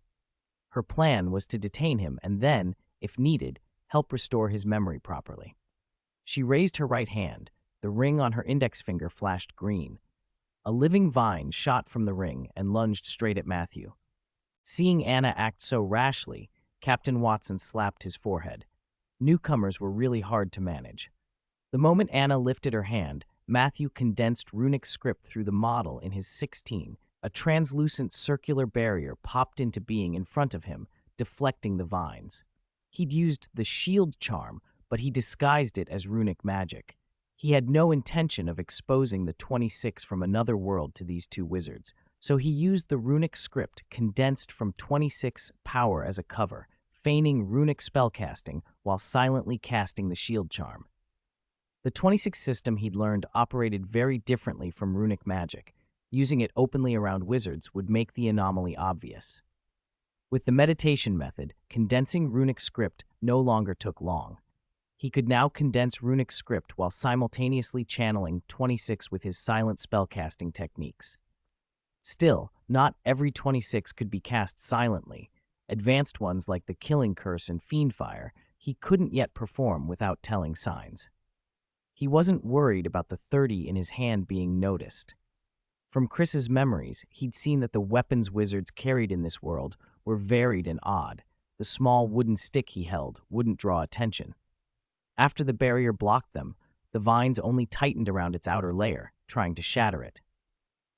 Matthew reacted quickly. His 30 released a sharp, transparent arc of wind that sliced the vines clean. Anna finished the vine spell and began preparing her next 26. 22 runic scripts condensed in her hands. She intended to use a strong petrification spell to restrain Matthew. He didn't give her the chance. After cutting the vines, he cast a transfiguration spell at Anna's feet. They were both standing on the river's ice. For an instant, the ice beneath her turned into water, and she plunged straight in. Captain Watson's eyes narrowed. Anna was a second-level wizard apprentice. He hadn't expected her to be subdued so quickly. The wizard before them had an extremely fast casting speed and sharp combat sense. Perfect timing. He couldn't be a first-level apprentice. Perhaps he used 26 techniques to disguise the state of his 16. Captain Watson drew his longsword. He had the strength of a third-level wizard apprentice and had already undergone 2 bloodline alterations. He was a melee-type fighter. At that moment, a voice came from the riverbank. "Link, why are you fighting Lord Matthew?" Link Watson froze and looked toward the riverbank. "Chris, when did you get to White Stone Town?" Chris was his cousin. Link's grandfather, Old Watson, was Chris's great-uncle. "Just yesterday," Chris said.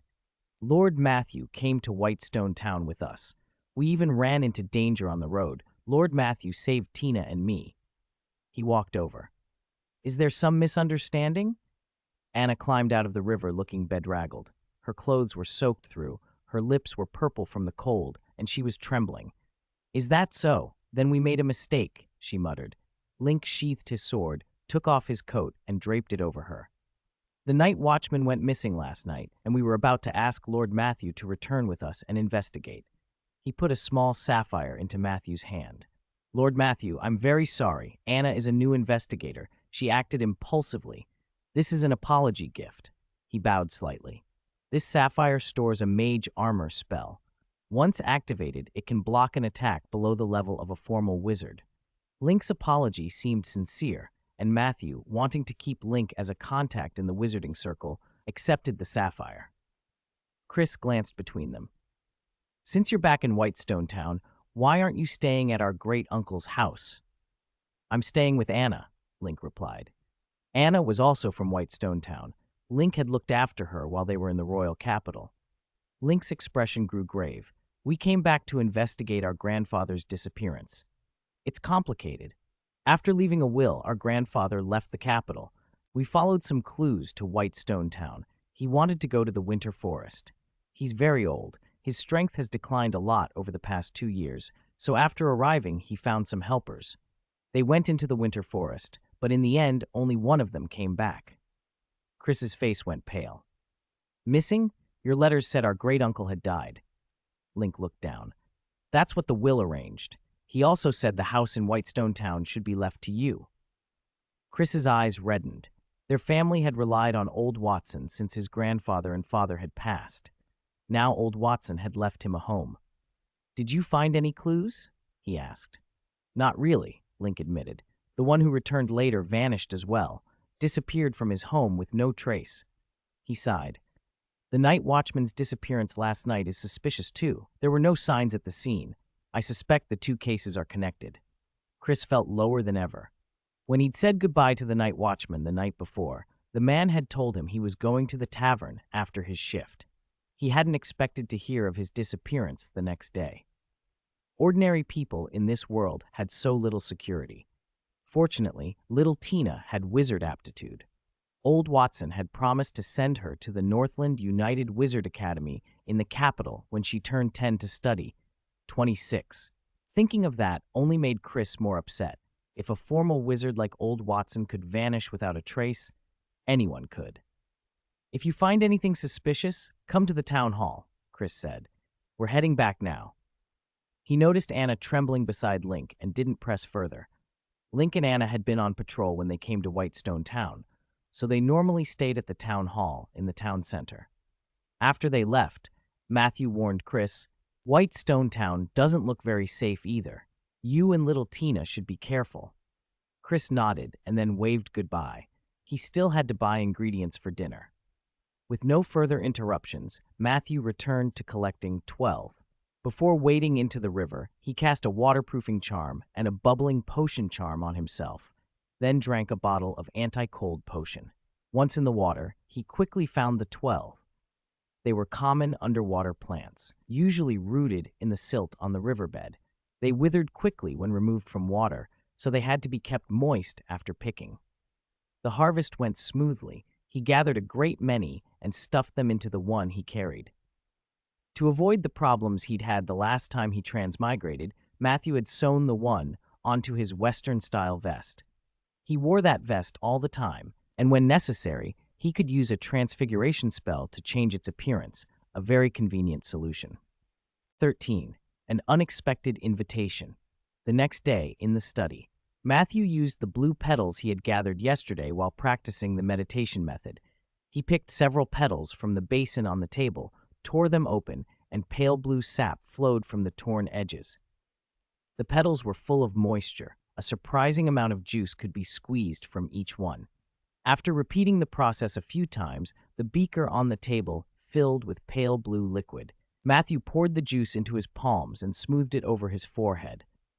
He calmed his mind and began the meditation method. A few breaths later, the flower juice seeped into his skin, and the coolness creeping into his brain sharpened his focus. It felt as if he were standing on a stormy shore, hit again and again by waves. With each wave, his spirit core grew firmer. An hour later, the beaker was empty, and Matthew's spirit core had solidified considerably. He probed inside himself and found his runic magic power had risen slightly as well. Long-term use of dark arts exacts a heavy toll on the mind. That was why many dark wizards who relied on such techniques became paranoid or unhinged.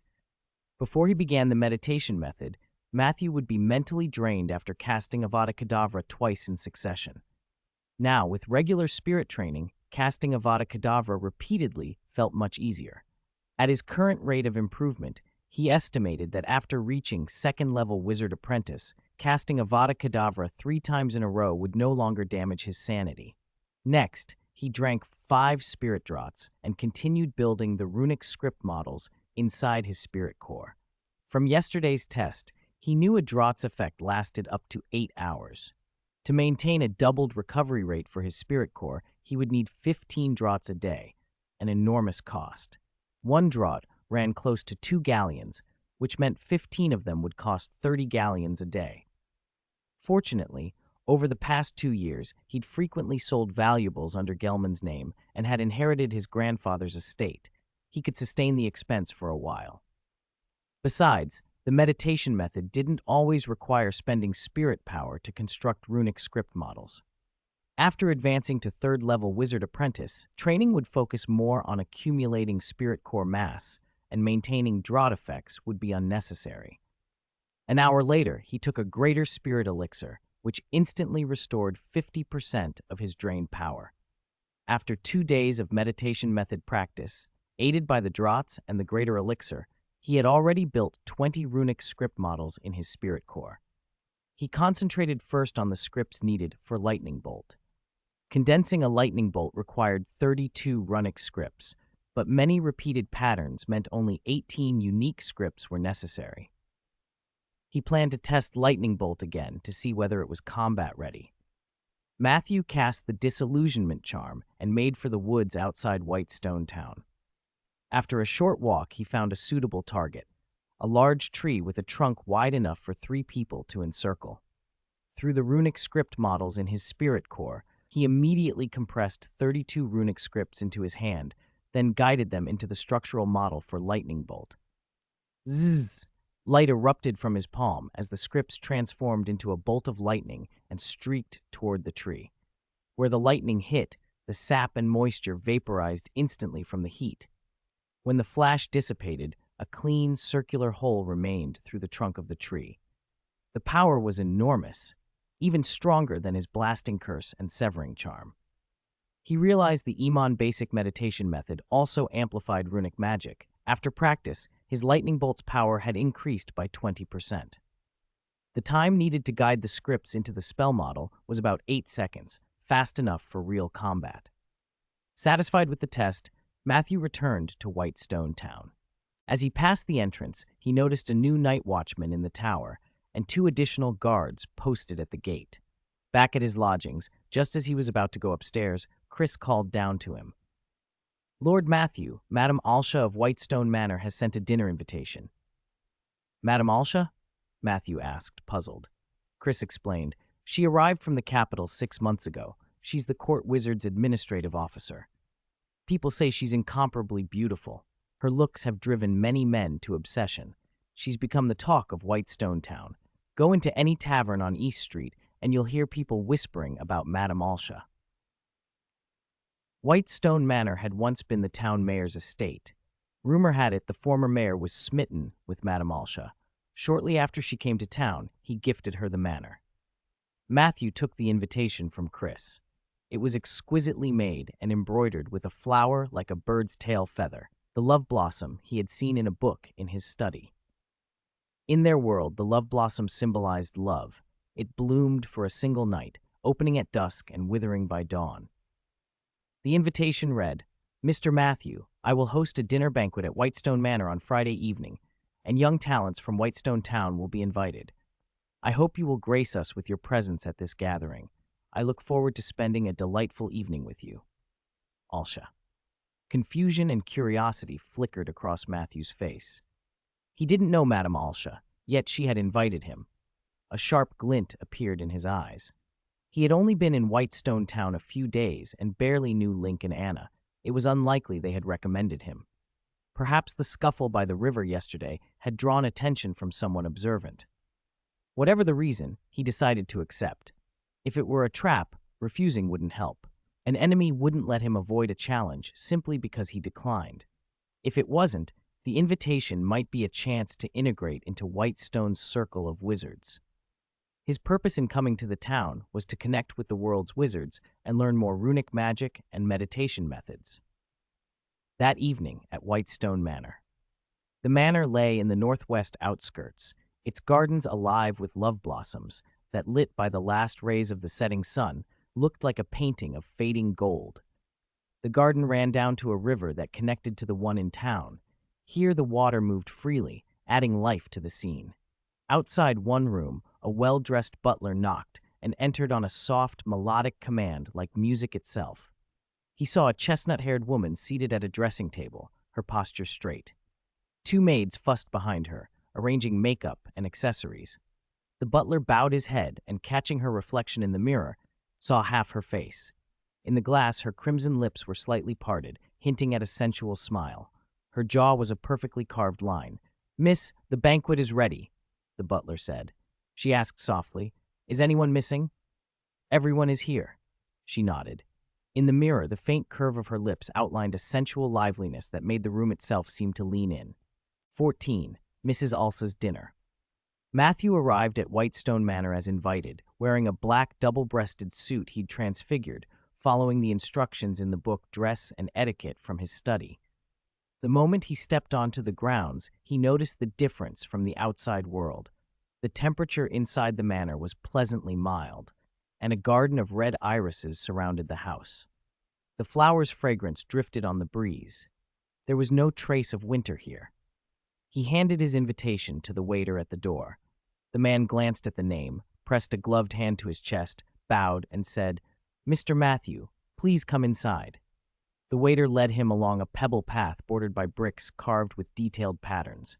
Beyond the porch, an elegant fountain came into view, its surrounding flower beds also planted with red irises. Matthew thought to himself that Lady Alsa must really like those flowers. The hall lay just past the fountain. Its layout was surprisingly cozy. Warm-colored chandeliers hung from the ceiling without excessive ornamentation, and rectangular tables around the room were laden with fine dishes and wines. To the right, a band played soft, relaxing music. Only recently, during summer break, Matthew had visited Malfoy Manor for an enrollment dinner for young Malfoy. The decorations there had all been about showing off wealth. Here the atmosphere was different. The room was filling with guests, many of whom Matthew recognized as wizards. Wizards in this world did not hide like those in the Hogwarts world.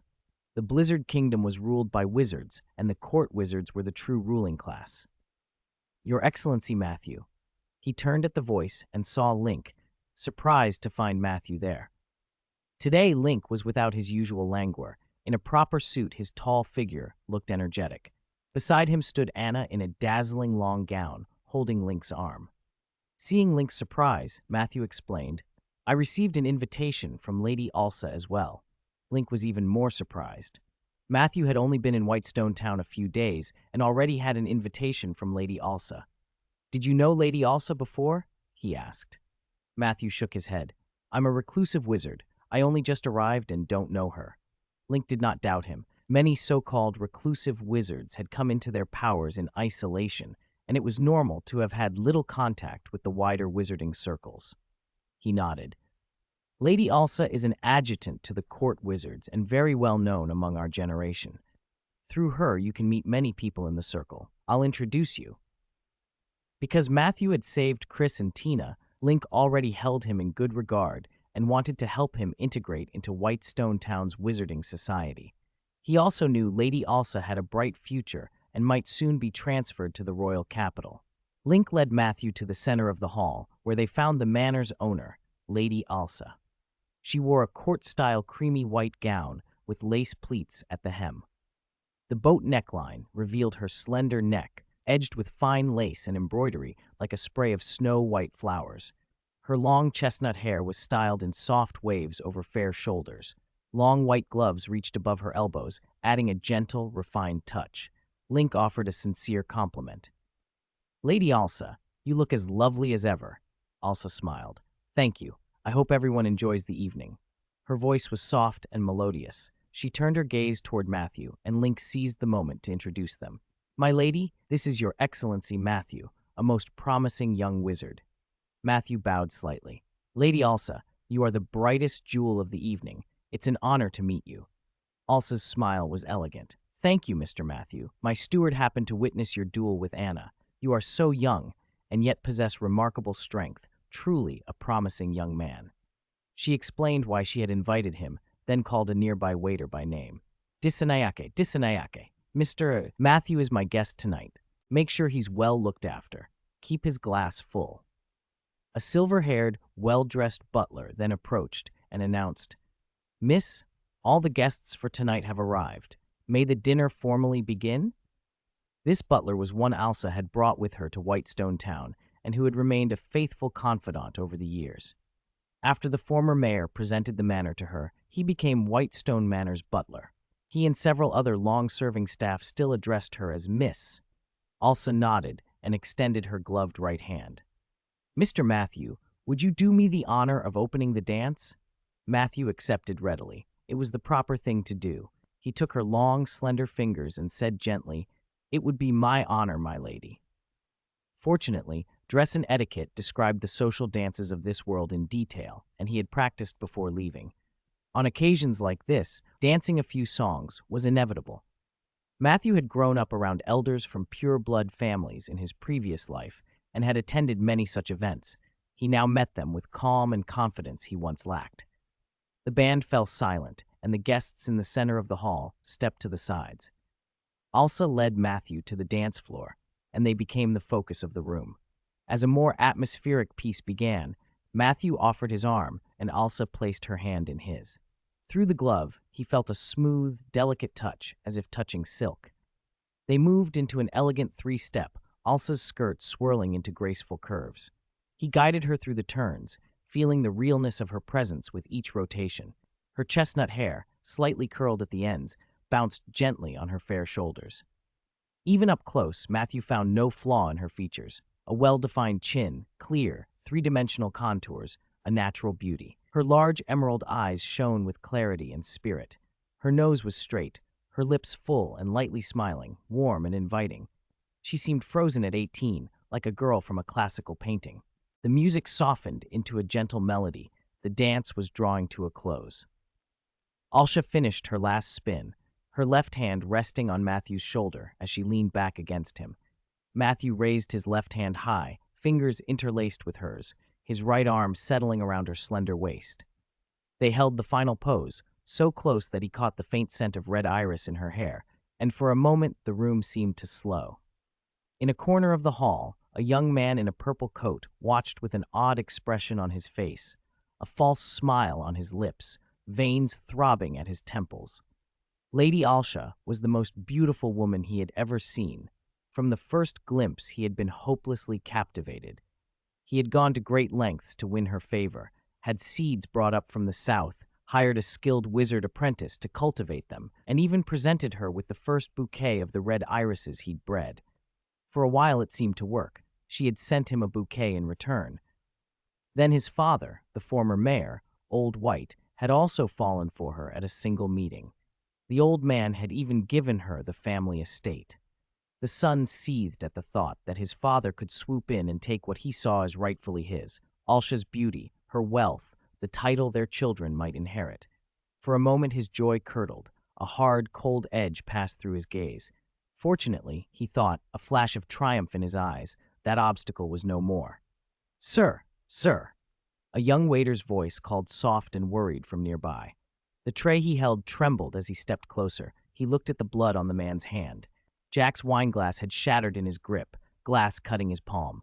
He drew a slow breath and plastered on the same false smile. "Lady Alsha's dancing carried me away," he murmured. "Could I have another glass?" "Thank you." The waiter offered the replacement with a sympathetic smile. When the music finished, the room erupted into applause. Jack drained the new glass, handed it back, and joined the clapping, though the smile never reached his eyes. Matthew tightened his hold and helped Alsha to her feet. She was radiant. "Mr. Matthew, I never realized we moved so well together," she said, beams in her voice. Matthew returned her smile. "Lady Alsha, your skill is superb. Listen to that applause. Every gentleman here would be honored to finish the dance." Her smile widened and she leaned close, her breath warm at his ear. "After the banquet," she whispered, "come to the back garden." Her words felt like an early summer breeze. With that, she slipped away, drifting into conversation with others. Matthew stood for a moment, puzzled and oddly pleased. He muttered to himself, "No way. I haven't a drop of Vila blood, but the invitation had an unmistakable intent." He wasn't worried. He had prepared for evenings like this. He had made a portkey before leaving home, just in case. He lifted a glass from a passing tray and sipped. The pale gold wine tasted of champagne. He walked over to Link and Anna, who were already laughing.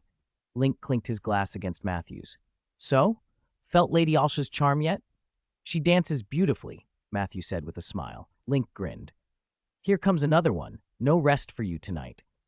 A fair-haired girl curtsied as she approached, lifting her skirts.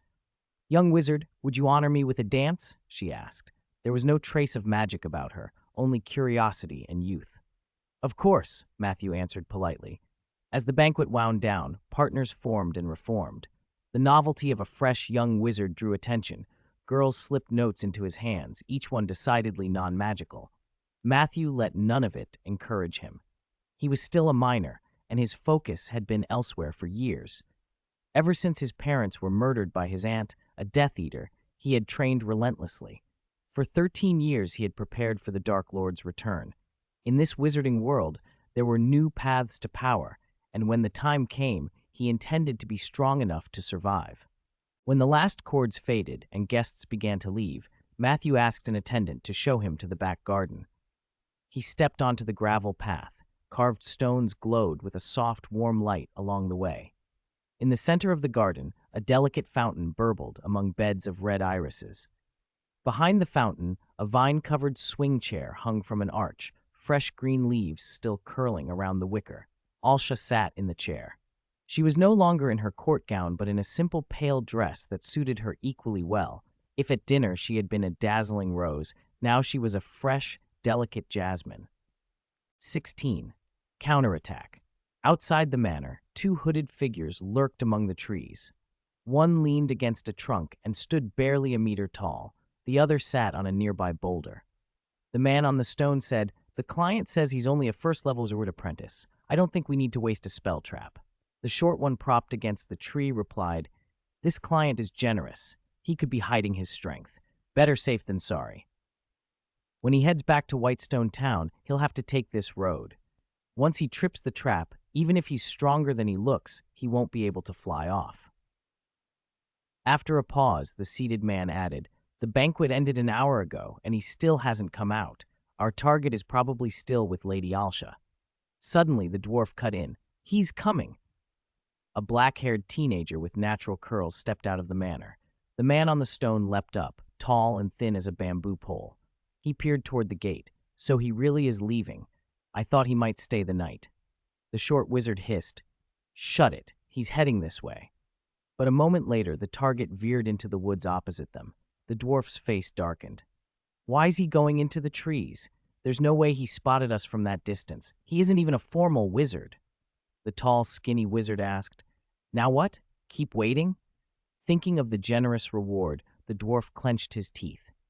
"No more waiting. We strike together. Even if he's a third-level apprentice, he won't live till morning."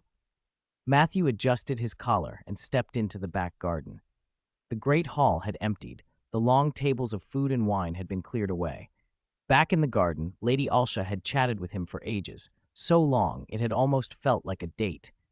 Afterward, she invited Matthew to the exchange circle she hosted each month for wizards to share information and trade. The invitation had been flirtatious enough that Matthew had almost wondered if he had Vila blood. It was easy to misread. Outside the gates, he looked for a nearby stand of trees so he could apparat away. He'd already confirmed that both apparition and portkey-making worked in this world. A few steps in, his eyes narrowed. His magical senses picked up two wizards lurking in the woods to the right. The road to Whitestone Town split the forest. A matching stand of trees lay to the left. To avoid trouble, he slipped into the left-hand woods. The moment he did, he felt the two wizards shadowing him. Matthew frowned. Whoever they were here for him. With a flick, his wand slid into his hand, and he cast a disillusionment charm, vanishing from sight. Behind him, the tall and short figures skidded to a halt. The lanky wizard cursed. "Damn it, he's gone!" A sharp whistle split the air. The short wizard rolled aside as a translucent wind blade scythed past. Heart-pounding, the dwarf realized how close it had been. "He spotted us," he muttered. "But how? Only formal wizards have true magic perception." The tall one said, "He's too young to be formal. He must have a detection artifact." Greed flashed in the dwarf's eyes. Such artifacts fetched high prices. He produced a fist-sized eyeball and hissed, "Reveal!" The eyeball floated, pulsing red. Any invisibility nearby would be stripped away. A ripple of magic washed over Matthew and forcibly ended his disillusionment charm. He snapped back into view. The dwarf had already begun casting. A translucent blue spear materialized, his signature first circle spell, Ice Burst Arrow. The moment Matthew reappeared, the dwarf finished the spell model and hurled the spear-thick shaft of ice. Matthew snapped up a shield charm. A translucent dome flared into place. The arrow punched through almost at once, shattering the shield. Matthew dove forward. The ice bolt skimmed his head and exploded behind him, spraying spikes of frost in every direction. In his left hand, he held a sapphire, Link's gift. A single thought activated it, instantly casting mage armor. The gem flared, then dulled to clear glass as the spell formed. Hexagonal plates of force snapped into place, deflecting the ice spikes and throwing them aside. Seeing the power of their spells, Matthew decided to end this quickly. A winter forest was perfect for transfiguration. He chose a huge 4-person oak, flicked his wand and felt the trunk twist. Branches split and wove into 2 massive arms. The Trent Guardian he shaped was inspired by a game from his past life. It could hurl stones or smash with its fists. With his next motion, he transfigured a neighboring tree into a colossal sword. The Trent hefted the blade and slammed it toward the 2 wizards. Their faces went white. What apprentice could do this? They had been lied to. The dwarf cursed the client. No first-level apprentice could manage such power. "Forget the reward. Run," he screamed. But roots had already coiled around their ankles. They could only throw up desperate shield charms. The Trent's titanic sword crashed down with a roar, sending snow skyward. For a moment, everything was still, snowflakes drifting through the sudden silence. 17. Back to the dormitory. The drifting snow settled back to the ground. Matthew flicked his wand, and the conjured tree sentinel retracted its greatsword, leaving a long slash gouged into the earth. Nothing moved inside the cut. In his senses, the 2 wizards' magical pulses had gone silent. He stepped forward, frowning. Within the trench, the pair's flesh had fused with the soil and snow. It was the first time he had used transfiguration in real combat. Against a large target, its destructive power had exceeded his expectations. He used a levitation charm to sift through the bloody slush. Besides the wizard's remains, he pulled out only some twisted metal and a long, pitch-black fingerbone. "Scourgify," he intoned, and cleaned the pieces. The bone stayed jet-black, 5 or 6 centimeters long, clearly non-human and threaded with magic, another artifact. Nearby, he also found the small, eye-shaped device that had dispelled his invisibility. The tree sentinel had not crushed it. Madame Alsha's estate lay close by. Matthew guessed she had heard the commotion and was already on her way. He reversed the transfiguration, restored the trees, erased the wizard's traces with a vanishing spell, and flipped the surrounding snow with levitation to mask the sword scar. He had only recently left the manor. Alsha would likely suspect a fight had occurred here, but his cleanup would keep anyone from tracing exactly what he could do. When the battlefield was tidy, Matthew apparated straight to his lodgings in town. Moments later, Madame Alsha and her gray-haired butler arrived at the forest's edge. The butler produced a small, disc-shaped artifact that detected magical pulses. After a moment, he said, "No residual aura from Mr. Matthew or the attackers. They're gone." "Let's have a look," Alsha said, and they made for the center of the disturbance. The snow was clearly trampled and scattered. The butler swept the disc over the scene. "Someone has magically swept the battlefield," he observed. Alsha raised her right hand. A swirl of greenish wind gathered above her palm. With a gentle toss, the wind rose in a gale and pushed the snow aside. The long gouge was revealed. The butler started. Making such a mark was no small feat. He stepped forward and tested the residual magic with the disc. "Strange," he muttered. "The trace is faint. This wasn't caused directly by a spell." Alsha pinched a clod from the trench. Even through her glove, the soil felt denser than the surrounding earth, which gave her pause. Halfway along the gouge, the butler exclaimed, "Here the aura is clear. 2 wizards, 1 second-level wizard apprentice, 1 third-level wizard apprentice. The blood scent is strongest here. They must have been mortally wounded or killed on this spot," Alsha concluded after a careful examination. When the butler finished his sweep, he summed it up aloud. "According to the readings, Mr. Matthew is a 3rd-level wizard apprentice with formidable combat skill. He dispatched a 3rd and a 2nd-level wizard apprentice in minutes." "So young a 3rd level," Madame Alsha smiled faintly. "A fine specimen indeed." Back in his lodgings, Matthew replayed the night in his head. He'd left the manor at an odd hour. The ambushers had clearly waited for him. He didn't recognize the pair. Their methods suggested hired blades. Since arriving in Whitestone Town, he'd met few people. Whatever disagreements he'd had with Link and Anna had been settled. There was no reason for them to send killers. The instigator was almost certainly someone from the banquet. Madame Alsha had many admirers. Her subtle gestures on the dance floor, the invitation to the garden afterward, keen eyes had noticed everything. Would one of her suitors go so far as to hire assassins over such a slight? If Alsha was perceptive, she would know which admirer was capable of such extremity. Had she deliberately drawn hatred toward him? If so, why? Was she testing his strength by proxy? There were too many questions and too little insight into Alsha's mind, so he shelved the problem for now. He turned his attention to his spoils, the eyeball-sized orb and the black finger bone. He tried the eye first. A simple infusion of magic activated it. The finger bone proved trickier. No method he tried would rouse it. Finally, he channeled runic magic into a lightning bolt and noticed the guidance stage accelerated. Previously, shaping the spell model had required 8 seconds. With the black bone, the guidance phase shortened to 6, a 25% reduction. Further tests showed the effect persisted as long as he carried the bone on his person. After that, he produced the gem Link had given him. The stored mage armor had been expended, leaving only a colorless crystal.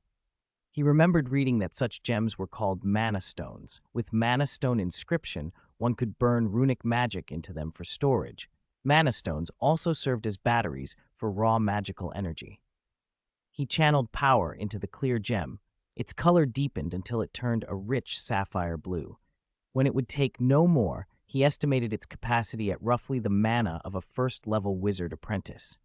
They were invaluable, useful reservoirs of power, but he lacked the formula to make them. Mana stones were alchemical products, not natural minerals. After cataloging the night's gains, he prepared to return to Hogwarts. Sensing the mental disk in his mind, the same kind of device the butler carried, he found the crystal within it fully charged. He focused, spun the disk with his will, and in an instant he was back in his dormitory. His roommates still slept. Preserved Egg dozed beneath the window. No one suspected he had ever left. Chapter 18. Potions Class. Matthew woke first that morning. Jerry and Geralt were still sound asleep, so he nudged them awake, changed, and went to wash. When he came back, both had flopped back down into their beds. He took out the alarm clock he'd bought from a muggle and checked the time, 7:50. Breakfast at Hogwarts ran from 8 to 9, and first class began at 9. He set the alarm for 8:30, put the clock away, and left the dormitory. Passing the entrance to the Slytherin common room, a second year called, "Good morning, Matthew." It was Griffin Everett, a half-blood who'd been on the receiving end of pure-blood bullies in Slytherin. Last semester, Matthew had stepped in several times when half-blood students were being picked on, and Griffin was one of the students he'd helped. Matthew smiled. "Good morning, Griffin." Griffin lowered his voice. "Matthew, I heard Will Crabbe's been telling upper years over the summer that you're the new king of Slytherin." Matthew's interest was piqued. He'd heard the nickname before, from the Weasley twins on the Hogwarts Express, and it seemed Will Crabbe had been spreading it. Will was one of Griffin's tormentors. Once, while taunting Griffin, he made sweeping remarks about half-bloods that Matthew had overheard. Matthew had taught him a lesson for it. Griffin added, "He might be trying to get the older students to pick on you. Be careful." Matthew patted him on the shoulder. "Thanks for the heads up. I'll be careful." He wasn't worried. After everything he'd already been through, petty school feuds were minor seasoning to his life at Hogwarts. "Want to have breakfast together?" he asked. Griffin gave an apologetic shake of his head. "I promised my girlfriend we'd meet in Ravenclaw for breakfast." Matthew's smile faded a touch. "All right." He shook his head privately. Kids these days, he thought. Dating in second year instead of studying. No wonder they couldn't handle someone like Will Crabbe. At the Great Hall, many students were already there. Matthew scanned the tables. A lot of the freshmen were still missing. Hufflepuff had arrived early as usual, and among the Gryffindors only Hermione was eating alone so early. He nodded at her. "Good morning, Hermione." Near the entrance, he ran into Cedric Diggory, last year's second-ranked student in their year. "Good morning, Cedric. Weren't you with your roommates?" "They couldn't get up," Cedric said. "I'm bringing breakfast back for them." Matthew grinned. "Can I switch dorms with your roommates?" Cedric laughed. "Then Professor Sprout would be very pleased. Hufflepuff might take the house cup this year." Since Matthew had started potions with Professor Snape, he seemed to be called on to answer questions every class. It felt like Snape was setting him up to earn points for Slytherin. After breakfast, Matthew headed to the library to kill time before class. The library occupied the castle's second floor, an endless warren of shelves and tomes accumulated over centuries. Madame Pince, gaunt and watchful, was on duty. Matthew nodded. "Good morning, Madame Pince." She gave only a brief, disapproving look. Unnecessary chatter in the library was not welcome. Matthew went to the manuscript section, shelves organized by era, and searched for anything by Salazar Slytherin, but found nothing. He tracked down Madame Pince. "Does the library have any manuscripts by Salazar Slytherin?" Madame Pince fixed him with a stern gaze. "Materials left by the four founders are kept in the restricted section. To consult them, you need a professor's signature." "Thank you," Matthew said. He couldn't access the restricted section then, so he planned to ask Professor Snape for permission after potions. With time to spare, he picked up a different book to read. Potions was unusually busy. Snape stood at the front with his usual cold composure. "Matthew," he said without hurry, "you answer this. How do you extract the liquid from the primary ingredient?" Matthew replied quickly, detailing the steps. "Soak the specimen in the proper solvent for 10 minutes, then remove it. Place it in a cauldron with powdered reagents, crushed roots, and a stabilizer. Simmer over low heat for 15 minutes, then filter out the residue." Snape nodded with scant expression. "Correct. 2 points to Slytherin." That exchange had already happened 3 times that morning. Snape seemed more inclined than usual to call on Matthew. Normally he might ask him once or twice per lesson. Snape returned to the lectern and spoke slowly. "Next is the practical. I hope your summer holidays weren't wasted." His hollow, penetrating gaze swept the room. Many students dropped their eyes. "This practical will be in groups of 3. Matthew, distribute the ingredient packs." Slytherin and Gryffindor students moved to form groups. Matthew gathered the boxes from a cabinet in the corner and handed out the necessary materials. The main specimens, powdered reagents, and crushed roots. He was in a group with his 2 roommates. Geralt would crush the roots, Jerry would grind the reagents into powder, and both looked relaxed now that Matthew was with them. The Gryffindors at the next table were making more of a show. Snape kept sweeping past them. When he reached the twins' table, he stopped. He fixed Fred with a cold stare. "Perhaps you should clear your head of foolishness, Fred Weasley. I thought I said powdered reagents and crushed roots were to be processed separately." Professor Snape stood expressionless beside Matthew's group, watching him work. When the cauldron began to give off red steam, Matthew deftly cut the heat, filtered off the residue, and finally decanted the clear liquid into a fresh container. When he finished, Snape picked up the vial of fire salamander horn extract and inspected it. "Finished first. 5 points to Slytherin," he announced. Snape seized another opportunity to hand out punishment. He set the container down and turned back to the class. 10 minutes left. Those who have not finished will copy the extraction procedure for fire salamander horn extract 100 times. The class hurried, but the rush only produced more mistakes. Snape's expression grew darker by the minute. 10 minutes later, he called time. Those who managed to finish let out audible sighs of relief. The students who had not were pale at the prospect of Snape's 100 lines on the first day of term. After Matthew helped tidy the classroom, he stepped forward and asked, "Professor, I've been studying ancient runes and would like to consult Salazar Slytherin's manuscript. May I have a signed permission slip?" Snape looked at him for a long moment. "Do not waste your talent," he said slowly. "Spreading yourself too thin at the start of the year is unwise." "My grandfather was Alfred Black," Matthew said. "He was a scholar of ancient runes. I'm very interested in the subject." Snape said no more. He scribbled a permission slip and handed it to Matthew. Potion was the last class of the day, and Matthew went straight to the Great Hall for dinner. He scanned the tables and found his roommates, who had saved him a seat. They were still talking about Snape. "He seemed in a terrible mood today," Jerry said. I don't know how his expression could even get worse, but it did. Gerald sipped black tea. Pansy said that in first-year potions Professor Snape docked Harry Potter 2 points. Jerry stared. You don't lose points just for being unable to answer a question, unless you're in Gryffindor and Snape has decided you're a bother. Gerald shrugged. Who knows? Maybe Snape just doesn't like Potter. Matthew looked over at the Gryffindor table and saw Harry, Ron, Neville, and Hermione clustered together. Somehow they'd already become a small, loyal group. Harry looked embarrassed. Gryffindor had already lost points because of him. The others were doing their best to cheer him up. The Golden Trio has assembled, someone joked. After sitting, Matthew told Jerry, "Let me copy your charms homework tonight." Jerry rolled his eyes. "The top student in the year wants to copy my homework." Gerald grinned. "I'll copy it too. That makes me tied with Matthew for first place." Halfway through dinner, a brown owl flew into the Great Hall and dropped a letter onto Matthew's plate. He fed the bird a chicken leg and opened the envelope. It was from Luna, asking how his first day had gone, telling him the mistletoe on her front door had sprouted, and, in her usual detail, reporting how many mealworms the little Thunderbird had eaten that day. Matthew wrote back, describing the first-year feast, Snape's strange mood, and how he'd made 2 new first-year friends on the train. He signed off, "Goodbye, Bobo," handed the reply to the owl, and watched it fly off. Geralt snatched a wing off Matthew's plate. "You and your neighbor are so close. Letters every week since you arrived. So neighborly. Leave me a chicken wing."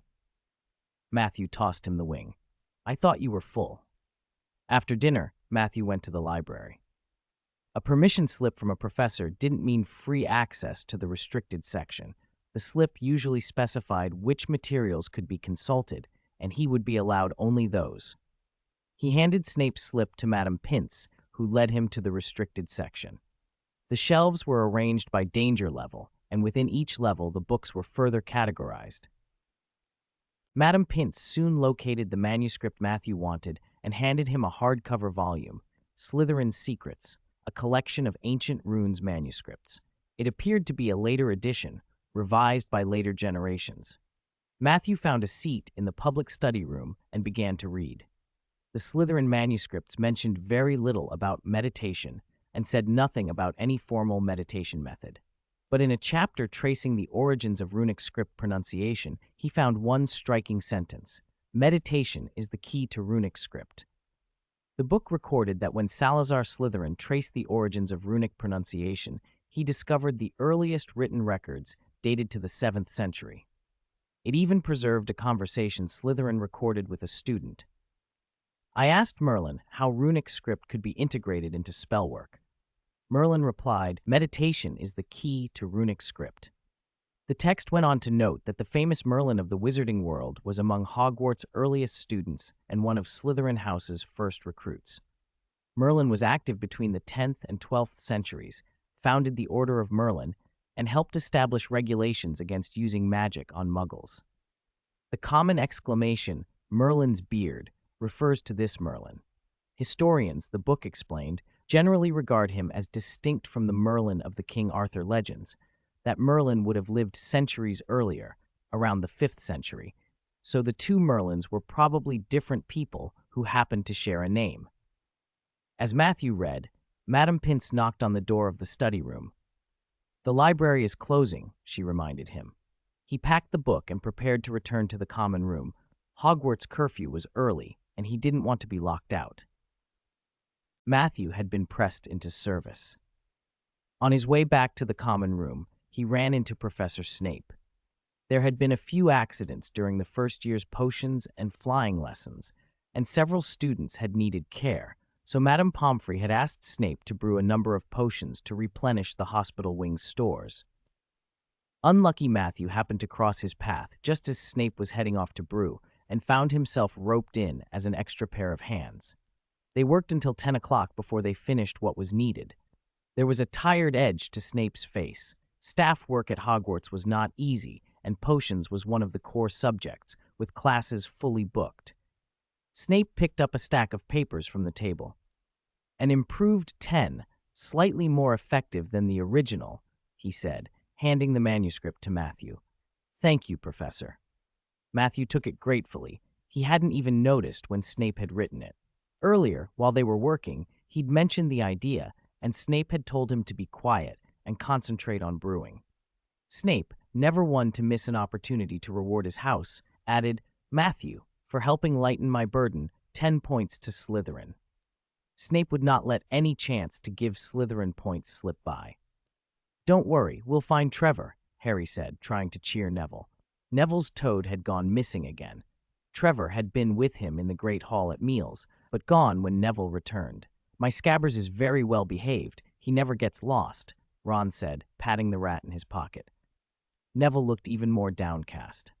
"I have such a bad memory. I always forget things." Hermione shot Ron a warning look and then brightened as an idea struck her. "Why don't we find Matthew and see if Preserved Egg can locate Trevor?" Ron looked surprised. "You know Matthew too?" "It was Preserved Egg who found Trevor on the Hogwarts Express," Hermione explained. "We were in the same carriage as Matthew." "We know him," Ron said. "We're neighbors. He lives near Ottery St. Catchpole."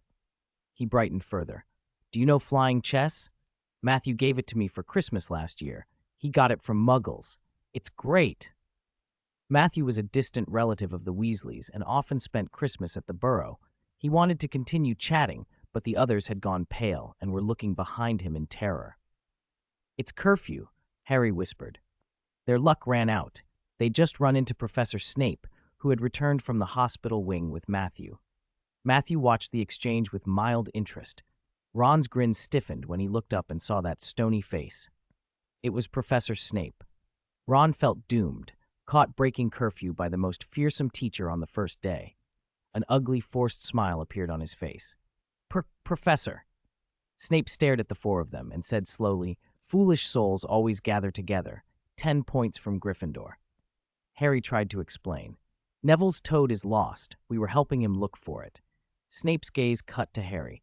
"Potter, for talking back to a teacher, another 10 points from Gryffindor." Then he turned to Neville. "Return to your dormitory after you find your toad. If I catch you wandering at night again, you will serve detention." With that, he left. From behind, his heavy black cloak looked like a rolling plume of smoke. Harry felt miserable. He had no idea why Snape always seemed to single him out. Matthew tried to comfort him. "Professor Snape didn't give you detention. A few points aren't the end of the world. Just earn them back in class." Ron looked at Matthew oddly. Easier said than done, earning house points. Hermione interjected. "Matthew, could Preserved Egg help find Neville's Trevor?" "No problem," Matthew said. "Preserved Egg knows a lot of cat friends around Hogwarts." There were many students at Hogwarts who kept cats. As magical pets, these cats were clever and had their own networks. Matthew drew his 33. The tip gave off a faint, steady glow. "Summon companion," he murmured. "This will call a familiar pet. As long as you maintain the 32, the companion can sense the owner's location," he explained to Neville. "You should learn this spell." "There's a 32 like this?" "I want to learn," Neville said eagerly. Then his face fell. "But I'm afraid I won't be able to." "It's all right. It's simple," Matthew said, smiling at their hopeful faces. "I'll teach you when I have time." The four of them nodded, pleased. At that moment, a black cat leaped through the window, padded over to Matthew, and rubbed against his legs. Matthew scooped it up and stroked its neck. "Preserved Egg, Neville's toad is missing again. Help him out." Preserved Egg rolled its eyes in Matthew's arms. It was a cat, not a dog. Why should it be made to fetch things? Other cats could lie in their owner's lap, be adorable, and be handed food. It had to work late at night helping find pets? It had been on a date with Madame Norris for Merlin's sake. Still, with a dignified flick of its tail, it jumped down and padded toward the deeper corridor. "Follow Preserved Egg. He'll help look for the toad," Matthew told them. "I have other things to do, so I'll head off." He didn't go back to the dormitory. Instead, he climbed to the 8th floor and stopped opposite the tapestry of Barnabas the Barmy. Focusing, he thought, "I want a room where I can brew potions." After walking past 3 times, a smooth door appeared in the wall. The room wasn't large, but it was fully equipped for potion making and even had a bed. Matthew took out the manuscript Snape had given him, the recipe for the improved 10. After reading it through once, he set to work. The ingredients were all common potion materials, many of which he already had in his pockets. After a busy while, he produced his first batch, though his technique was still a little rusty and the potion contained too many impurities. He poured the poor quality brew away, noted what had gone wrong, and tried again. The second attempt met his standards. He drank a vial of the improved 10. A hot, spicy burn ran down his throat, and within a few breaths he felt the recovery rate of his 13 increase noticeably, about 30% faster. The original 10 increased recovery by 20%. Encouraged, he brewed 4 more bottles and drank them all. The recovery speed of his 13 heen shot up to an astonishing 250%. Snape's improvement was simply remarkable. Matthew couldn't help admiring it. His own potion knowledge wasn't yet sufficient to devise such improvements. After brewing, Matthew began his meditation method practice in the room of requirement. At that rate, he calculated, in 3 or 4 days, he should be able to advance to second-level wizard apprentice.